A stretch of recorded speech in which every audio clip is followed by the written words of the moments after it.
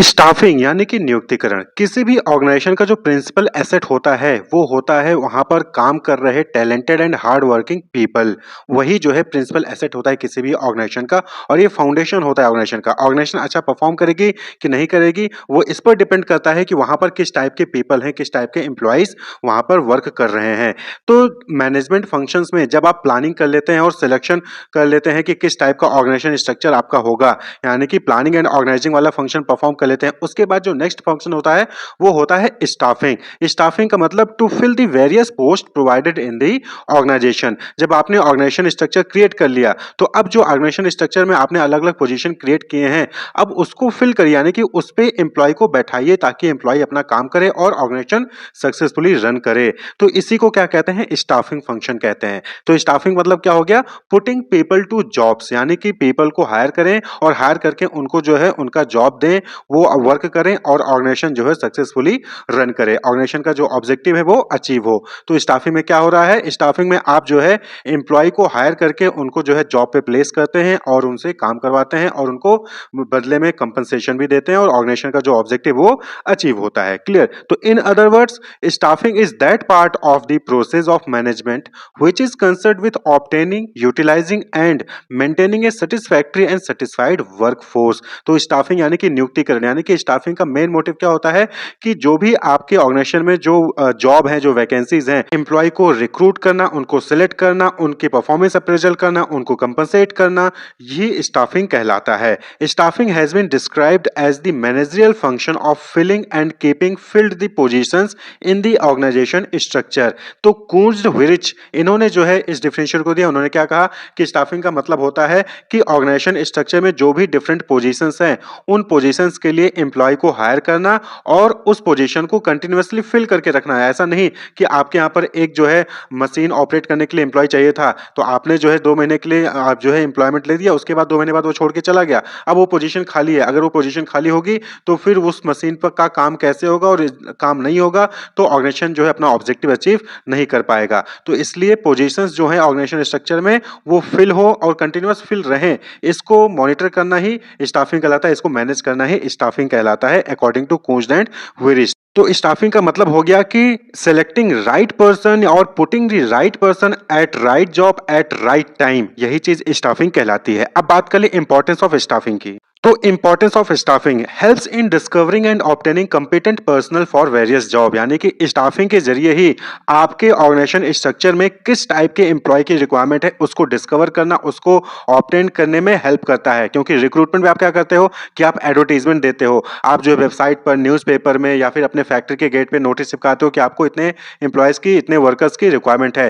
तो फिर लोग उसको देखते हैं और अप्लाई करते हैं और आपके पास डेटा आ जाता है डिफरेंट जो है लोगों का, जिसमें से आप बेस्ट एम्प्लॉय को, बेस्ट जो पर्सन होता है उसको सिलेक्ट कर लेते हो। तो ये आपको जो है डिस्कवर करने में और कॉम्पिटेंट पर्सनल को हायर करने में हेल्प करता है staffing. Makes for higher performance by putting right person on the right job. Staffing के जरिए जो है आप सही पर्सन को सही जॉब पे रख के आप जो है परफॉर्मेंस को इंप्रूव करते हैं, परफॉर्मेंस को इंक्रीज करते हैं।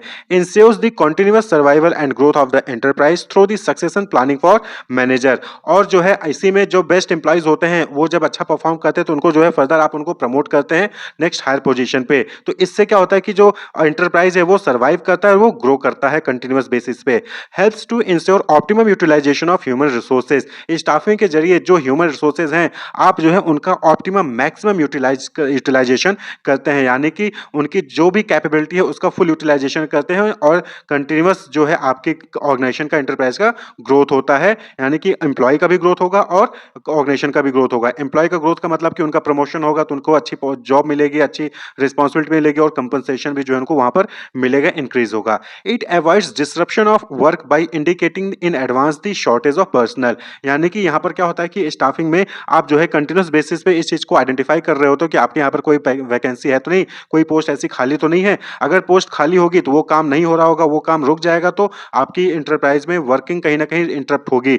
तो इससे क्या होता है, स्टाफिंग में आप कंटिन्यूअस आइडेंटिफाई करते हो और जैसे ही आपको पता चलता है कि हाँ ये पर्सन रिटायरमेंट होने वाला है, ये पर्सन रिटायर होने वाला है, यानी कि ये वैकेंट होगा पोजीशन, तो आप तुरंत उसके रिटायरमेंट होने से पहले ही आप उस पोजीशन के लिए जो है नया पर्सन, नया एम्प्लॉयी जो है वहाँ पर हायर कर लेते हैं। तो जैसे ही वो रिटायर होगा, वैसे ही जो वहाँ पर प्लेस हो जाएगा। बहुत बार आपने देखा होगा कई ऑर्गेनाइजेशन में, या फिर आप अपने स्कूल या कॉलेज में ही देखते होंगे कि वहाँ पर क्या होता है कि कोई फैकल्टी जो है वहाँ पर रिटायर हो गई या फिर छोड़ के चली जाती है, तो कई दिनों तक वहाँ पर जो है कोई दूसरी फैकल्टी नहीं आती है, जिसकी वजह से वो क्लास कहीं न कहीं आपकी डिस्टर्ब हो जाती है। लेकिन अगर स्टाफिंग वहाँ पर सही से हो रहा होगा, तो जैसे ही कोई फैकल्टी वहाँ से छोड़ के जाती है, रिटायर होती है, तो तुरंत ही वहाँ पर जो है नई फैकल्टी आ जाती है और वो जो है आपके सब्जेक्ट को कंटिन्यू करेगी, यानी कि उसकी क्लास जो है वहाँ पर डिस्टर्ब नहीं होगी अगर कोई फैकल्टी छोड़कर चली जाती है। क्लियर? तो इसी तरीके से स्टाफिंग जो है वो अवॉइड करता है कोई भी disruption of work by indicating in advance the shortage of personnel, improves job satisfaction and morale of employees through objective assessment and fair reward for their contribution। तो स्टाफिंग के जरिए क्या होगा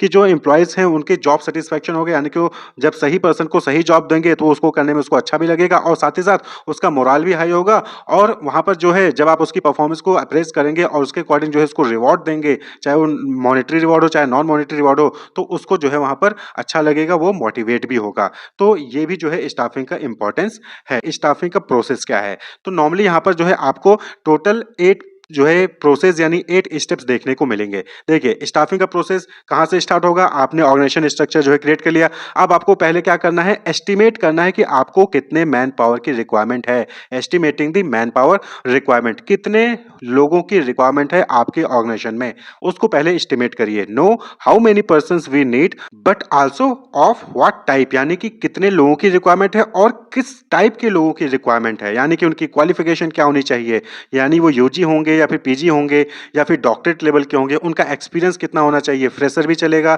या फिर 5 साल का 10 साल का एक्सपीरियंस होना चाहिए, उनकी एज क्या होनी चाहिए, जेंडर क्या होना चाहिए, फिजिकल कैपेबिलिटी, बहुत सारे ऐसे जॉब होते हैं जो कि जिसके लिए फिजिकली फिट होना जरूरी होता है, और वहीं पर कुछ ऐसे जॉब होते हैं जो कि अगर फिजिकली डिसेबल्ड हैं तो वो भी परफॉर्म कर सकते हैं। तो ये सारे क्राइटेरिया को देखते हुए आपको जो यहाँ पर मैन पावर की रिक्वायरमेंट को एस्टिमेट करना होगा। क्लियर? आप देखते होंगे जब भी कोई जॉब नोटिफिकेशन आता है तो वहाँ पर पूरी डिटेल दी जाती है कि किस एरिया में कितने लोगों की रिक्वायरमेंट है, किस जेंडर्स के कितने लोगों की रिक्वायरमेंट है, किस यूजी क्वालिफिकेशन की, पीजी क्वालिफिकेशन की कितनी रिक्वायरमेंट है। तो वहाँ पर जो है क्वालिफिकेशन के हिसाब से, एक्सपीरियंस के हिसाब से, एज के हिसाब से, जेंडर के हिसाब से वहाँ पर आपको जो है वैकेंसीज को कैटेगराइज किया जाता है। उसके बाद आता है नेक्स्ट स्टेप रिक्रूटमेंट, यानी कि जब आपने अंदाजा लगा लिया कि हाँ आपको 100 लोगों की रिक्वायरमेंट है, उसके बाद फिर आप क्या करते हो? रिक्रूटमेंट करते हो, भर्ती। रिक्रूटमेंट का मतलब यहाँ पर होता है कि आप जो कंपनी है, जो ऑर्गेनाइजेशन है, वो क्या करेगी? वो अब जो है लोगों को, पब्लिक को बताएगी कि उसकी ऑर्गेनाइजेशन में कितनी वैकेंसीज हैं, किस क्वालिफिकेशन की लोगों की रिक्वायरमेंट है, यानी कि एडवर्टीजमेंट करती हैं। तो जब भी किसी ऑर्गेनाइजेशन में वैकेंसी होती है, वहाँ पर एडवर्टीजमेंट होता है और उस एडवर्टीजमेंट को फैक्ट्री गेट पे या फिर मीडिया में या फिर इलेक्ट्रॉनिक मीडिया में, न्यूज़पेपर में जो है पब्लिश किया जाता है, जिसको देखकर लोग जो है अप्लाई करते हैं। क्लियर? तो अप्लाई करने तक का प्रोसीजर रिक्रूटमेंट में आता है। तो it is the process of searching for prospective employees and stimulating them to apply for jobs in the organisation. तो रिक्रूटमेंट का मतलब क्या हो गया कि यहाँ पर जो है आप जो पब्लिक है, जो एलिजिबल पब्लिक है, उनको स्टिमुलेट करते हो कि वो आपके यहाँ पर जो जॉब्स है उसके लिए अप्लाई करें। तो उसके लिए आप क्या करते हो? एडवर्टीजमेंट देते हो, यानी कि developing the situation vacant advertisement. आप यहाँ पर एडवर्टीजमेंट दोगे कि आपके ऑर्गेनाइजेशन में यूजी कैंडिडेट्स या फिर पीजी क्वालिफाइड कैंडिडेट्स की, 100 कैंडिडेट्स की रिक्वायरमेंट है। तो इस तरीके से आप एडवर्टीजमेंट देते हो, वहां पर पूरी डिटेल लिखते हो कि कितनी सैलरी होगी, क्या एज होनी चाहिए, क्या क्वालिफिकेशन होनी चाहिए, कितना एक्सपीरियंस होना चाहिए, कब तक उनको अप्लाई करना है, कैसे अप्लाई करना है, क्या प्रोसीजर होगा सिलेक्शन को, पूरी डिटेल आप वहां पर उस एडवर्टीजमेंट में देते हो, जिसको देखकर लोग स्टिमुलेट होते हैं और वो अप्लाई करते हैं। क्लियर? तो it may be displayed on the factory office gate और else it may be got published in the print media और फ्लैश्ड इन इलेक्ट्रॉनिक मीडिया, यानी कि जो आप एडवर्टीजमेंट है उस एडवर्टीजमेंट को अपने फैक्ट्री के गेट के बाहर लगा देते हैं। आप बहुत सारे, कभी-कभी आप जब शॉप पे जाते होंगे देखते होंगे एक दुकान के बाहर चिपका होता है कि इतने एम्प्लॉय की रिक्वायरमेंट है, इतने सेल्स पर्सन की रिक्वायरमेंट है, या फिर आप जो है अलग-अलग वेबसाइट से वहाँ पर जाके आप जो है नोटिफिकेशन देख सकते हो। जो कंपनी की खुद की वेबसाइट होती है, उससे भी करियर ऑप्शन में जो यहाँ पर आप वहाँ पर कितनी वैकेंसी वो आप देख सकते हो, या फिर आप जो न्यूज़पेपर्स आपके घर में आते होंगे या एम्प्लॉयमेंट न्यूज़पेपर होती है, वहाँ पर जो है अलग-अलग वैकेंसीज़ की वहाँ पर एडवर्टाइजमेंट्स आते हैं। तो उसको रिक्रूटमेंट कहते हैं। फिर जब लोग अप्लाई कर देते हैं, यानी कि आपने कोई एडवर्टाइजमेंट देखा और आपने अप्लाई कर दिया। अब अगला अगला प्रोसेस क्या है कि जब ऑर्गेनाइजेशन के बाद बहुत सारे लोग आ गए, ऑर्गेनाइजेशन क्या किया? पहले मैन पावर की रिक्वायरमेंट कितनी है उसको आइडेंटिफाई कर लिया। उसके बाद उन्होंने एडवर्टाइजमेंट दिखा दिया, एडवर्टाइजमेंट जो है अलग-अलग न्यूज़पेपर में छाप दिया। उसके बाद एडवर्टाइजमेंट को देख के बहुत सारे पब्लिक ने अप्लाई कर दिया। अब अप्लाई करने के बाद क्या होगा कि जो ऑर्गेनाइजेशन है उनके पास बहुत सारा डेटाबेस तैयार हो जाएगा। बहुत सारे एम्प्लॉयी पब्लिक का डेटाबेस तैयार हो जाएगा, जो प्रोस्पेक्टिव कैंडिडेट हो सकते हैं उस जॉब के लिए, उनका डेटा तैयार हो जाएगा। अब आपको चाहिए 100 कैंडिडेट्स, लेकिन आपने जो है आपके पास एडवर्टाइज़मेंट को देख के 2000 एप्लीकेशंस फॉर्म वहाँ पर आ गए हैं। सपोज़ करते हैं कि 2000 एप्लीकेशन फॉर्म आ गए और उसमें से अब आपको चाहिए थे 100 ही, आपके यहाँ पर 100 ही वैकेंट पोज़ीशन है। तो अब आप क्या करोगे? सिलेक्शन करोगे, यानी कि चयन करोगे। तो 2000 में से जो बेस्ट कैंडिडेट होंगे आपके 100 जॉब को परफॉर्म करने के लिए, उन 100 कैंडिडेट को आप क्या करोगे? सिलेक्ट करोगे। तो सिलेक्शन मतलब process of choosing among the pool of the prospective job candidates develop at the stage of recruitment. तो रिक्रूटमेंट के समय, यानी कि एडवर्टाइजमेंट दिखाने के समय जो प्रोस्पेक्टिव कैंडिडेट ने आपके यहाँ पर अप्लाई किया था, उनमें से बेस्ट पीपल को जो है चूज करना ही सिलेक्शन कहलाता है। It ensures that organisation gets the best among the available. तो जो अवेलेबल हैं, यानी 2000 अवेलेबल हैं, उनमें से जो बेस्ट एम्प्लॉय है वो आपको जो मिल जाए उसी को हम सिलेक्शन स्टेज कहते हैं। तो it involves written exam, interviews, medical, physical test as required. तो किस टाइप की जॉब है, किस टाइप की पोजीशन है, उसके अकॉर्डिंग जो है वहां पर रिटन एग्जामिनेशन होता है, इंटरव्यू होता है, मेडिकल टेस्ट होता है, फिजिकल टेस्ट होता है, और फिर जो बेस्ट कैंडिडेट होता है उसका वहां पर सिलेक्शन किया जाता है। तो बहुत सारे ऐसे एग्जामिनेशन होते हैं जहां पर सिर्फ रिटन एग्जामिनेशन होता है, सिलेक्शन हो जाता है। बहुत सारे ऐसे एग्जाम होते हैं जहां पर रिटन एग्जामिनेशन में 2 स्टेज होते हैं, उसके बाद इंटरव्यू होता है, उसके बाद सिलेक्शन होता है। बहुत सारे डिफेंस वाले जो जॉब्स होते हैं, आर्मी में या फिर पुलिस में, वहां पर मेडिकल, फिजिकल टेस्ट, ये सारी चीजें भी करवाई जाती हैं। तो जो सभी स्टेज को पार कर लेता है, फिर वो फाइनली क्या होता है, उनका सिलेक्शन हो जाता है, वहां पर उनको ऑफर लेटर मिल जाता है। जब ऑफर लेटर मिल जाता है तो अब अगला स्टेज क्या होगा? Placement and orientation. यानी कि जब ऑर्गेनाइजेशन ने 100 बेस्ट एम्प्लॉय, 2000 में से 100 बेस्ट एम्प्लॉय को सिलेक्ट कर लिया, अब जो 100 बेस्ट एम्प्लॉय हैं उनको प्लेस करेगी, यानी कि उनको उनके जो जॉब है वहां पर प्लेस करेगी। सपोज करिए कि 100 में से 2 लोगों को जो है बिहार वाले ब्रांच में पोस्ट करना है, 2 लोगों को यूपी वाले ब्रांच में पोस्ट करना है, 3 लोगों को दिल्ली वाले ब्रांच में पोस्ट करना है। तो इस तरीके से क्या होता है कि पोस्टिंग होता है, तो उसी को क्या कहते हैं? प्लेसमेंट। प्लेसमेंट मतलब हो गया the employee occupying the position और post for which the person has been selected. तो जिस पोजीशन के लिए जिस पर्सन को सिलेक्ट किया गया है, उस पोजीशन पे उसको अपॉइंट कर देना, उस पोजीशन पे उसको भेज देना ही क्या कहलाता है? प्लेसमेंट कहलाता है। और वहीं पर ओरिएंटेशन क्या होता है? ओरिएंटेशन मतलब कि जब नया एम्प्लॉय आता है, भाई वो तो आपकी ऑर्गेनाइजेशन में पहली बार आया है, तो उसको सभी के बारे में इंट्रोड्यूस करिए, उसको उसके साथ कौन लोग काम करेंगे, उसका बॉस कौन होगा, कंपनी के रूल और पॉलिसीज के बारे में उसको इंट्रोड्यूस करिए। तो वही चीज ओरिएंटेशन कहलाता है। Orientation means introducing the selected employee to other employees and familiarising him with the rule and policies of the organisation. तो ऑर्गेनाइजेशन की क्या रूल्स हैं, क्या पॉलिसीज हैं, एम्प्लॉय उसके साथ और कौन से एम्प्लॉय होंगे, कौन काम करेगा, कौन उसका बॉस होगा, किसको रिपोर्टिंग करनी है, उसके सबऑर्डिनेट्स कौन होंगे, उसके सुपीरियर कौन होंगे, उन सबके बारे में जानकारी देना ही ओरिएंटेशन कहलाता है। क्लियर? तो ऑर्गेनाइजेशन जो है पहले क्या करेगी? मैन पावर की रिक्वायरमेंट के एस्टिमेट करेगी, फिर रिक्रूटमेंट यानी एडवर्टाइजमेंट देगी, फिर बेस्ट कैंडिडेट को सिलेक्ट कर लेगी, फिर उनको जो है उनके जॉब पोजीशन पे भेज देगी, उनको जो है कंपनी के बारे में ओरिएंटेशन यानी कि जानकारी दे देगी। The employee is given a brief presentation about the company, company के बारे में उनको ब्रीफ प्रेजेंटेशन दिया जाता है, उनको उनके सुपीरियर सबऑर्डिनेट कलीग्स के बारे में बताया जाता है, इंट्रोड्यूस किया जाता है, और साथ ही साथ जो वर्क प्लेस होता है उसके बारे में भी जो है वहां पर उनको इंट्रोड्यूस किया जाता है कि उनका वर्क प्लेस कहाँ होगा, ऑफिस कहाँ होगा, चेयर कहाँ होगी, वो सारी चीजें, ऑफिस टाइमिंग क्या होगी, वो सारी चीजें वहां पर जो उनको बताई जाती हैं। क्लियर? अब आपने जो है उनको प्लेस कर दिया, ओरिएंटेशन दे दिया, अब जो है वो एम्प्लॉय क्या करेगा? अपना काम करता रहेगा। उसके बाद जो नेक्स्ट स्टेप आता है that is training and development. यानी कि जब नया नया एम्प्लॉय आता है तो जरूरी नहीं है कि आपके ऑर्गेनाइजेशन में जिस तरीके से काम होता है, जिस तरीके से मशीन को ऑपरेट करना है, उसके बारे में एम्प्लॉय को पता हो। तो वहां पर क्या करते हैं? आप पहले उसको ट्रेनिंग करते हैं, ट्रेनिंग देते हैं, उसका डेवलपमेंट करते हैं। तो कई बार आपने देखा होगा कि जैसे ही ज्वाइनिंग होती है तो पहले 6 महीने के लिए आपको ट्रेनिंग पर भेजा जाता है, 2 साल के लिए प्रोबेशन पीरियड पे रखा जाता है। तो वही चीज ट्रेनिंग एंड डेवलपमेंट। तो ज्वाइनिंग के बाद आपको क्या होता है? वहां पर ट्रेनिंग दी जाती है। तो ट्रेनिंग क्या हो गए? Are educational activities within an organisation that are design to improve the job performance of an individual और ग्रुप। तो इंडिविजुअल या फिर ग्रुप के जॉब परफॉर्मेंस को इंप्रूव करने के लिए वहां पर क्या होता है कि कुछ एजुकेशनल एक्टिविटीज की जाती है, उसी को हम ट्रेनिंग कहते हैं। जैसे सेमिनार हो गया, कॉन्फ्रेंस हो गया, वेस्टिवल ट्रेनिंग हो गया, सिमुलेशन ट्रेनिंग हो गया, रोल प्लेइंग हो गया, डिफरेंट ट्रेनिंग मेथड है। तो ट्रेनिंग एंड डेवलपमेंट में एक सेपरेट वीडियो बना हुआ है, आप उसको देखेंगे तो वहां पर और आपको जो है इन डिटेल वहां पर पता चलेगा। तो ट्रेनिंग एंड डेवलपमेंट वहां पर की जाती है after the placement and orientation. यहाँ पर मतलब क्या हो गया कि advancing a worker's knowledge and skill sets and instilling greater motivation to enhance job performance. कि एम्प्लॉय जिसको आपने ज्वाइन कराया है वो अच्छा परफॉर्म करे, उसके लिए आप जो है उसको ट्रेनिंग देते हो, जिससे कि उसकी नॉलेज इंप्रूव हो, उसकी स्किल सेट्स इंप्रूव हो, जिससे कि वो अपने जॉब को, अपने टास्क को और अच्छे से परफॉर्म कर सके। क्लियर? जब आपने उसको ट्रेनिंग एंड डेवलपमेंट कर दिया, यानी कि आपने जो है मैन पावर की रिक्वायरमेंट देख ली, एस्टिमेट कर ली, रिक्रूटमेंट यानी एडवर्टाइजमेंट दिखा दिया, आपने जो है सिलेक्शन कर लिया अच्छे एम्प्लॉय का, उसके बाद फिर आपने उसको प्लेस कर दिया, उसको ओरिएंटेशन कर दिया, ऑर्गेनाइजेशन के रूल एंड रेगुलेशंस के बारे में उसको इंट्रोड्यूस कर दिया, उसको जो है वर्क प्लेस से इंट्रोड्यूस कर दिया, सबऑर्डिनेट सुपीरियर से इंट्रोड्यूस कर दिया, उसके बाद फिर आपने उसको ट्रेनिंग भी प्रोवाइड कर दी। अब वो उसको काम करते करते कुछ साल बीत जाते हैं, उसके बाद जो अगला स्टेप होता है दैट इज़ परफॉर्मेंस अप्रेज़ल, यानी कि अब आप क्या करते हो कि जब वो एम्प्लॉयी कई साल तक काम कर लेता है, 3-4 साल तक काम कर लेता है, फिर वहाँ पर उसकी परफॉर्मेंस को मेज़र किया जाता है। यानी कि एम्प्लॉयी सही तरीके से काम कर रहा है कि नहीं कर रहा है। Performance appraisal means evaluating an employees current and और past performance as against certain predetermined standard. तो जो ऑर्गेनाइज़ेशन है, जो एंटरप्राइज़ है, वो कुछ स्टैंडर्ड प्रीडिटरमाइंड स्टैंडर्ड जो है वो सेट कर लेती है। पहले से ही कुछ स्टैंडर्ड बना लेती है। फिर उस स्टैंडर्ड के अकॉर्डिंग जो एम्प्लॉयी की करंट और पास्ट परफॉर्मेंस है उसको कंपेयर करती है। अगर एम्प्लॉयी की परफॉर्मेंस अच्छी होती है तो वहाँ पर जो है उसको फाइनेंशियल बेनिफिट या फिर प्रमोशन किया दिया जाता है। अगर जो है एम्प्लॉयी की परफॉर्मेंस अच्छी नहीं होती तो वहाँ पर फिर उसको जो है डिमोशन कर दिया जाता है या फिर उसको जो है ट्रेनिंग जो है फर्दर ट्रेनिंग और डेवलपमेंट का प्रोसीजर वहाँ पर फॉलो करना होता है। तो performance appraisal means evaluating the employees current and past performance, include defining the job, appraising performance and providing feedback. तो यहाँ पर उसकी जॉब को स्टैंडर्ड सेट किया जाता है। स्टैंडर्ड सेट करने के बाद परफॉर्मेंस को अप्रेज किया जाता है, परफॉर्मेंस को कंपेयर किया जाता है और उसके बाद जो है वहाँ पर उसको फीडबैक प्रोवाइड किया जाता है। तो डिफरेंट टेक्निक है परफॉर्मेंस अप्रेजल के जिस पे सेपरेट वीडियो बना हुआ है, जैसे MBO, MBE, management by objective, management by exception, 360 degree appraisal. तो डिफरेंट टेक्निक है परफॉर्मेंस अप्रेजल के। तो परफॉर्मेंस अप्रेजल में एम्प्लॉय की करंट और पास्ट परफॉर्मेंस को मेजर किया जाता है और उसको फीडबैक दिया जाता है। नेक्स्ट उसके बाद जब परफॉर्मेंस अप्रेजल होता है उसके बाद आता है प्रमोशन एंड करियर प्लानिंग।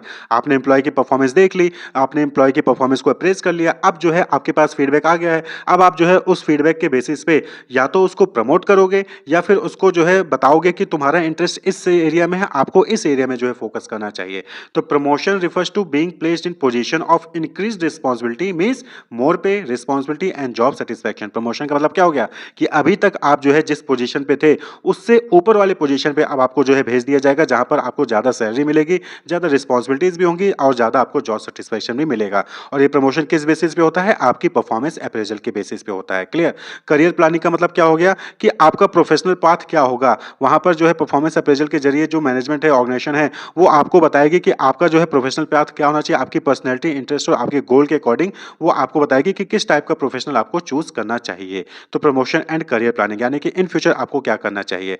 और उसके बाद फिर जो लास्ट स्टेप है स्टाफिंग प्रोसेस का दैट इज कंपनसेशन, यानी कि आपने करियर प्लानिंग कर ली, आपने प्रमोशन कर दिया, अब आपको जो है कंपनसेशन पे ध्यान देना है कि कितनी वेज एंड कितनी सैलरी एम्प्लॉयज को देनी है। Establishing wage and salary plans for their employees, employee को कितना सैलरी देना है, कितना वेज देना है, किस हिसाब से देना है, वो सारी चीजें यहाँ पर कंपनसेशन में आप जो है डिटरमाइन करते हैं। तो it refers to all forms of pay और reward going to employees, employee को किस टाइप का जो है पे जा रहा है, किस टाइप का रिवॉर्ड जा रहा है, वो सभी चीज कंपनसेशन में आता है। It may be in the form of direct financial payment like wages, salaries, incentives, commission और बोनस, और वहीं पर इनडायरेक्ट पेमेंट में भी हो सकता है like employer paid insurance and vacations. यानी कि कंपनसेशन में आप कुछ अमाउंट जो है डायरेक्टली देते हो, जैसे कि सैलरी जो आती है आपके अकाउंट में सीधे, वो आपके पास मॉनेटरी बेनिफिट होता है, सीधे पैसा आपके अकाउंट में जाता है।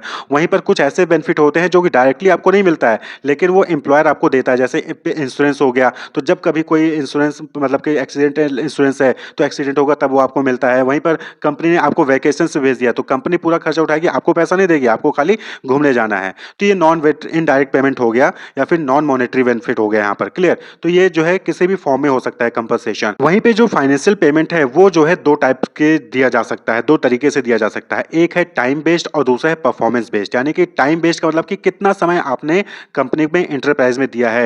एक दिन काम किया तो एक दिन के लिए मिलेगा, 7 दिन काम किया तो वीकली मिलेगा। वहीं पर मंथली भी दे सकते हैं जो कि नॉर्मली हर जगह होता है, हर ऑर्गेनाइजेशन में होता है कि वहां पर हर महीने जो है आपको सैलरी मिलती है, तो वो टाइम बेस्ड होता है। वहीं पर परफॉर्मेंस बेस्ड दूसरा होता है। परफॉर्मेंस बेस्ड में क्या होता है कि आपको एक काम दे दिया जाएगा, उस काम को आप कंप्लीट कर लेंगे, फिर आपको जो वहां पर तो आपको जो है पेमेंट कर दिया जाता है। या फिर सेल्स टारगेट, नॉर्मली आपने देखा होगा कि 100 यूनिट आप सेल करोगे तो आपको 10,000 रुपए मिलेगा। तो इस तरीके से होता है। जो कमीशन बेस होते हैं कि आपने एक प्लॉट सेल करवा दिया तो आपको 10,000 रुपए, 1 लाख रुपए मिल जाएगा, तो वो परफॉर्मेंस बेस्ड होता है। तो आप जो है कितने समय तक काम किया उसके हिसाब से पेमेंट कर सकते हो या फिर कितना काम किया, ठीक है, उसके हिसाब से जो है वहां पर पेमेंट आप कर सकते हो। तो ये होता है कॉम्पनसेशन। तो हम बात करें स्टाफिंग प्रोसेस की तो टोटल आपने यहाँ पर टोटल 8 स्टेप्स देखे। पहला क्या था कि आपने सबसे पहले स्टाफिंग में क्या किया कि आपने पहले मैन पावर रिक्वायरमेंट को एस्टिमेट किया, उसके बाद आपने एडवर्टाइजमेंट दिया यानी कि रिक्रूटमेंट किया, उसके बाद फिर आपने जो बेस्ट कैंडिडेट उनका सिलेक्शन किया, उसके बाद उनको प्लेस किया, उनको ओरिएंटेशन दिया, उनको कंपनी के बारे में बताया, उसके बाद उनको आपने जो है ट्रेनिंग प्रोवाइड की, जो भी फर्दर उनको जो है एडिशनल नॉलेज स्किल्स चाहिए थे वो आपने उनको प्रोवाइड किया। उसके बाद उनको कई साल काम करते हो जाते हैं, फिर आप उनके परफॉर्मेंस को मेजर करते हो, इवैल्यूएट करते हो और उनकी परफॉर्मेंस के बेसिस पे उनको करियर प्लानिंग करते हो, उनको जो है प्रमोशन देते हो और कंपनसेशन जो है वहाँ पर आप उनको प्रोवाइड करते हो, यानी कि वेज एंड सैलरी वहाँ पर उनको प्रोवाइड करते हैं। तो ये जो है पूरा स्टाफिंग प्रोसेस होता है। हर ऑर्गेनाइजेशन में डिफरेंट एक्टिविटीज़ जो है वो परफॉर्म करनी पड़ती हैं और उन एक्टिविटीज़ को परफॉर्म करके ही ऑर्गेनाइजेशन अपने गोल को अचीव करता है। तो वो जो एक्टिविटीज़ हैं ऑर्गेनाइजेशन में उसको परफॉर्म करने के लिए ह्यूमन रिसोर्स की रिक्वायरमेंट होती है, यानी कि एम्प्लॉयज़ की रिक्वायरमेंट होती है। तो एम्प्लॉय कैसे आएंगे ऑर्गेनाइजेशन के पास, कैसे ऑर्गेनाइजेशन जो है उन एम्प्लॉयज़ को उन ह्यूमन से काम करवाएगी। तो उसके लिए सबसे पहले लोगों को, यानी कि पब्लिक में जो है ऑर्गेनाइजेशन को बताना होता है कि उनके यहाँ पर जॉब वैकेंसी है या फिर जो है उनको एम्प्लॉय की ह्यूमन रिसोर्स की रिक्वायरमेंट है। यानी कि ये चीज़ इन्फॉर्मेशन बाहर फैलानी पड़ेगी कि लोगों को पता चले कि ऑर्गेनाइजेशन में वैकेंसी है और लोग जो है उस जॉब के लिए अप्लाई करें। क्लियर। उसके बाद अब बहुत सारे लोग हैं तो बहुत सारी आपके पास पोस्ट होगी, मान लीजिए 10 और अप्लाई कर दिया 1000 लोगों ने, तो अब 10 पोस्ट के लिए 1000 लोगों में से आपको जो है बेस्ट 10 चूज करने पड़ेंगे, यानी कि आपको सिलेक्शन करना पड़ेगा और उसके बाद उसके अकॉर्डिंग जो है उनको ट्रेनिंग देनी पड़ेगी। जो भी काम उनसे करवाना है उसके लिए उनको जो है स्किल्स, उनके लिए उसकी नॉलेज जो है उनको वहां पर देनी पड़ती है। तो यही 3 इंपॉर्टेंट एस्पेक्ट होते हैं, पहलू होते हैं स्टाफिंग के। कौन कौन से? रिक्रूटमेंट, यानी कि ज्यादा से ज्यादा लोगों को पता चले कि आपके यहाँ पे वैकेंसी और ज्यादा से ज्यादा लोग कैंडिडेट आपके जॉब के लिए, जो कंपनी ऑर्गेनाइजेशन में जॉब है उसके लिए अप्लाई करें। उसके बाद फिर जो भी जितनी भी नंबर ऑफ रिक्वायरमेंट है आपको, यानी जितने भी एम्प्लॉइज चाहिए ऑर्गेनाइजेशन को, वो जो है जितने लोगों ने अप्लाई किया उनमें से उनको सेलेक्ट करें और फिर प्रॉपर ट्रेनिंग, यानी कि प्रॉपर स्किल्स, प्रॉपर एबिलिटी जो है वो प्रोवाइड करें एम्प्लॉय को और फिर उनको जो है काम पर भेज दें। तो ये 3 इंपॉर्टेंट एस्पेक्ट होते हैं स्टाफिंग के। तो एक एक करके हम यहाँ पर इनको डिस्कस करेंगे। पहले है रिक्रूटमेंट। रिक्रूटमेंट यानी कि इसको हम भर्ती कहते हैं, हिंदी में क्या है? भर्ती। तो आपने देखा होगा कि बहुत सारे एडवर्टीजमेंट्स आते हैं जॉब वैकेंसीज की। आप जो है अगर न्यूज़पेपर मंगवाते हैं तो वहाँ पर एम्प्लॉयमेंट न्यूज़पेपर भी आता है। तो एम्प्लॉयमेंट न्यूज़पेपर में सिर्फ वैकेंसीज ही होती है, अलग अलग ऑर्गेनाइजेशन में जहाँ जहाँ पे भी वैकेंसी जो उनकी इन्फॉर्मेशन होती है। और जब उस एडवर्टीजमेंट को, उस इन्फॉर्मेशन को देखकर स्टूडेंट्स जो है, कैंडिडेट जो है अप्लाई करते हैं, एप्लीकेशन फॉर्म भरते हैं, तो इसी प्रोसेस को हम क्या कहते हैं? रिक्रूटमेंट कहते हैं, यानी कि भर्ती कहते हैं। तो recruitment refers to the process of finding possible candidate for a job और ए फंक्शन। तो यहाँ पर क्या होता है कि ऑर्गेनाइजेशन डिफरेंट अपने वेबसाइट पे या फिर जो है एम्प्लॉयमेंट एक्सचेंज में, अपने फैक्ट्री के गेट के बाहर जो है वहाँ पर आवश्यकता है वांटेड, उस तरीके से जो है वहाँ पर नोटिस चिपका देती है या फिर एडवर्टीजमेंट न्यूज़पेपर में देती है। यानी कि वो चाहते हैं कि उनके कंपनी में जो वैकेंसीज है लोगों को पता चले और लोग उसी वैकेंसीज के लिए अप्लाई करें। तो यहाँ पर पॉसिबल कैंडिडेट को फाइंड आउट कर रही है company, organisation. It has been defined as the process of searching for prospective employees and stimulating them to apply for job in organisation. तो ऑर्गेनाइजेशन में जो भी जॉब्स है उसके लिए प्रोस्पेक्टिव एम्प्लॉय को सर्च करना और उनको इंस्टिमुलेट करना, यानी कि उनको मोटिवेट करना कि वो जॉब के लिए अप्लाई करें। जैसे कि किसी ऑर्गेनाइजेशन में एमबीए की रिक्वायरमेंट है तो वो जो ऑर्गेनाइजेशन है वो जो है एडवर्टीजमेंट निकालेगी न्यूज़पेपर में कि जो है वहाँ पर एमबीए की रिक्वायरमेंट है, ये सैलरी होगी, ये एलिजिबिलिटी क्राइटेरिया है और इस डेट से इस डेट के बीच में अप्लाई करना है, एप्लीकेशन फीस फ्री है या फिर कुछ एप्लीकेशन फीस देनी होगी, वो पूरा वहाँ पर डिटेल दिया जाता है। फिर उसके बाद सिलेक्शन प्रोसेस क्या होगा वो बताया जाता है। तो ये जो प्रोसेस है कि ऑर्गेनाइजेशन अपने यहाँ की वैकेंसी की इंफॉर्मेशन लोगों को देती है जिससे कि लोग उनके यहाँ पर ऑर्गेनाइजेशन में अप्लाई करें उस वैकेंसी के लिए, तो इसी प्रोसेस को रिक्रूटमेंट कहते हैं। रिक्रूटमेंट बस इतना सा है कि लोग आपके यानी ऑर्गेनाइजेशन में जो भी वैकेंसीज है उसके लिए अप्लाई कर दें। Clear. It is considered as positive process as it stimulate more and more candidate to apply for the job। Recruitment को हम पॉजिटिव प्रोसेस कहते हैं। क्यों? क्योंकि यहाँ पर किसी को मना नहीं किया जाता है। यहाँ पर एडवर्टाइजमेंट दे दिया गया, ऑर्गेनाइजेशन इन्फॉर्मेशन दे दी है लोगों को पब्लिक में कि उसके यहाँ पर वैकेंसी है, तो जितने लोग भी अप्लाई कर सकते हैं वो सब अप्लाई करेंगे। यहाँ पर किसी को रोका नहीं जाएगा, नहीं आप अप्लाई नहीं कर सकते, आप नहीं अप्लाई कर सकते। जितने भी एलिजिबिलिटी क्राइटेरिया है, यानी कि ऑर्गेनाइजेशन में सिर्फ 10 ही एमबीए चाहिए लेकिन बाहर तो बहुत सारे एमबीए बैठे हैं, तो वो सबके सब अप्लाई कर सकते हैं उस जॉब के लिए। अब जब जॉब के लिए अप्लाई कर देंगे उसके बाद ऑर्गेनाइजेशन के ऊपर ये डिपेंड करेगा कि कौन से टॉप 10 होंगे जिनको उनको सिलेक्ट करना है। तो इसलिए जो रिक्रूटमेंट का प्रोसेस है वो पॉजिटिव प्रोसेस है, जितने ज्यादा अप्लाई कर सकते हो अप्लाई कर दो, यहां पर किसी को मना नहीं किया जाता है। The object of recruitment is to attract potential employees with the necessary characteristics और qualification in the adequate number for the job available. तो जो भी जॉब अवेलेबल है उसके लिए एडिक्वेट नंबर में क्वालिफाइड और जो है अच्छे एम्प्लॉयज को फाइंड आउट करना, उनको स्टिमुलेट करना कि वो वैकेंसीज के लिए अप्लाई करें, ही रिक्रूटमेंट कहलाता है। The object of recruitment is to attract potential employees with the necessary characteristics or qualification in the adequate number for the job available। तो ऑर्गेनाइजेशन में जो भी जॉब अवेलेबल है उसके लिए सही नंबर में कैंडिडेट को जो है अट्रैक्ट करना कि और वो भी क्वालिफाइड कैंडिडेट को अट्रैक्ट करना ही रिक्रूटमेंट कहलाता है। तो रिक्रूटमेंट आपको क्लियर होगा कि खाली एडवर्टीजमेंट निकाल देना और ज़्यादा से ज़्यादा लोग आपके उस एडवर्टीजमेंट को देखकर अप्लाई कर दें वैकेंसीज के लिए, जॉब के लिए, ये प्रोसेस जो है रिक्रूटमेंट कहलाता है। इसके बाद जब लोग को आप जो है वहां पर इंटरव्यू लेते हो, टेस्ट लेते हो और फिर फाइनली जो है कुछ कैंडिडेट को सिलेक्ट करते हो तो वो सिलेक्शन का प्रोसीजर हो जाता है। क्लियर? रिक्रूटमेंट कहां तक है? लोग कैंडिडेट जो है आपके जॉब की वैकेंसीज को देखकर, एडवर्टीजमेंट को देखकर उन्होंने आपके यहां पर अप्लाई कर दिया, ये रिक्रूटमेंट प्रोसेस है। The process of recruitment precedes the process of selection of a right candidate for the given position in the organisation. तो सिलेक्शन से पहले रिक्रूटमेंट होता है, सिलेक्शन से पहले रिक्रूटमेंट होता है, यानी कि यहां पर पहले कैंडिडेट एडवर्टीजमेंट को देखता है, एडवर्टीजमेंट को देखकर वो अपनी क्वालिफिकेशन को चेक करता है, उसके बाद फॉर्म को अप्लाई करता है। फॉर्म अप्लाई करने तक का जो प्रोसेस होता है उसको रिक्रूटमेंट कहते हैं। फॉर्म अप्लाई कर दिया, उसके बाद फिर जो ऑर्गेनाइजेशन है वो एडमिट कार्ड जारी करेगी, इंटरव्यू के लिए बुलाएगी, वहां पर जो है मेडिकल टेस्ट होगा और जो वहां पर जो है इंटरव्यू होगा, रिटन टेस्ट होगा, वो सारा प्रोसेस सिलेक्शन में आ जाता है। क्लियर? तो इसीलिए सिलेक्शन से पहले रिक्रूटमेंट होता है। The process of recruitment precedes the process of selection. Clear? The various activities involved in the process of recruitment include. तो रिक्रूट में अलग अलग एक्टिविटीज होती है, तो कौन कौन सी एक्टिविटीज है? Identification of the different sources of labour supply. भाई आप रिक्रूटमेंट करने जा रहे हो, आप एडवर्टीजमेंट देने जा रहे हो,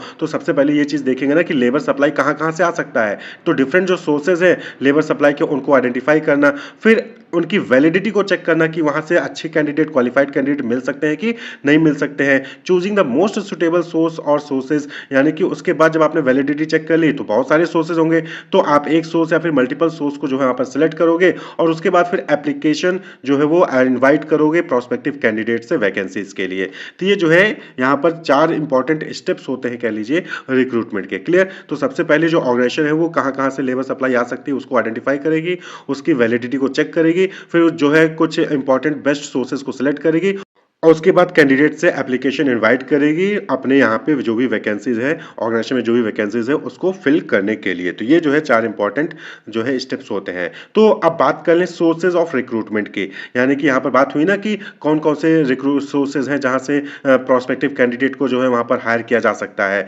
तो नॉर्मली 2 सोर्स होते हैं रिक्रूटमेंट के, एक इंटरनल सोर्स होता है और एक एक्सटर्नल सोर्स होता है। इंटरनल सोर्स कहने का मतलब है कि ऑर्गेनाइजेशन के अंदर से ही जो है वहाँ पर रिक्रूटमेंट कर लिया जाता है, यानी कि ऑर्गेनाइजेशन के अंदर जो लोग हैं उन्हीं से एप्लीकेशन मंगवा लिया जाता है। और वहीं पर एक्सटर्नल सोर्स का मतलब हो गया कि ऑर्गेनाइजेशन से बाहर के लोग जो हैं उनसे जो है वहां पर एप्लीकेशन मंगवाया जाता है जो भी जॉब वैकेंसी होती है उसके लिए। क्लियर? तो इंटरनल सोर्स यानी कि संस्था के अंदर से भर्ती। तो it is a way to fill job opening within a company with the employees who are already working for a company. यानी कि यहां पर क्या है कि जो हमारी कंपनी में जो ऑर्गेनाइजेशन में ऑलरेडी वर्क कर रहे होते हैं उन्हीं के जरिए जो है अपने यहां पर ऑर्गेनाइजेशन में जो भी जॉब ओपनिंग्स है उसको फुलफिल करना ही इंटरनल सोर्स कहलाता है। क्लियर? तो इंटरनल सोर्स में 2 मेथड होते हैं, इंपॉर्टेंट मेथड है, that is transfer and promotion.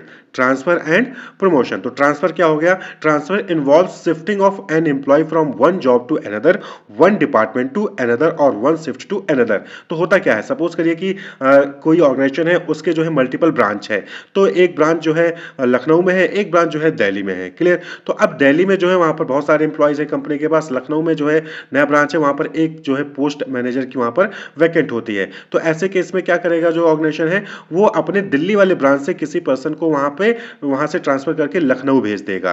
Clear? उस पोस्ट के लिए। तो अब यहां पर लखनऊ के ब्रांच में वहां पर वैकेंसी आई मैनेजर की, तो यहां पर कैसे रिक्रूटमेंट किया गया कि यहां पर ऑर्गेनाइजेशन ने अपने ही दूसरे ब्रांच से ट्रांसफर करके लखनऊ के उस ब्रांच में ट्रांसफर कर दिया है और जो लखनऊ के ब्रांच में वैकेंसी थी उसको फुलफिल कर दिया है। तो इसी को कहते हैं ट्रांसफर। क्लियर? तो ये क्या है, इसी को कहते हैं इंटरनल सोर्स ऑफ रिक्रूटमेंट। तो यहां पर क्या हुआ कि यहां पर जो है ऑर्गेनाइजेशन ने अपने ही एक ब्रांच से दूसरे ब्रांच में एम्प्लॉय को ट्रांसफर करके वहां पर वैकेंसी को फुलफिल कर दिया है। या फिर सपोज करिए कि मॉर्निंग शिफ्ट में ज्यादा लोग काम कर रहे थे, शाम को शिफ्ट में कम लोग कर रहे थे और शाम की शिफ्ट में एम्प्लॉय की रिक्वायरमेंट थी, तो मॉर्निंग शिफ्ट से शाम शिफ्ट में जो है वहां पर ट्रांसफर कर दिया गया। तो इस तरीके से जो है इंटरनली जो है ऑर्गेनाइजेशन वहां पर जॉब को जो भी वैकेंसी होती है उसको फिल करती है।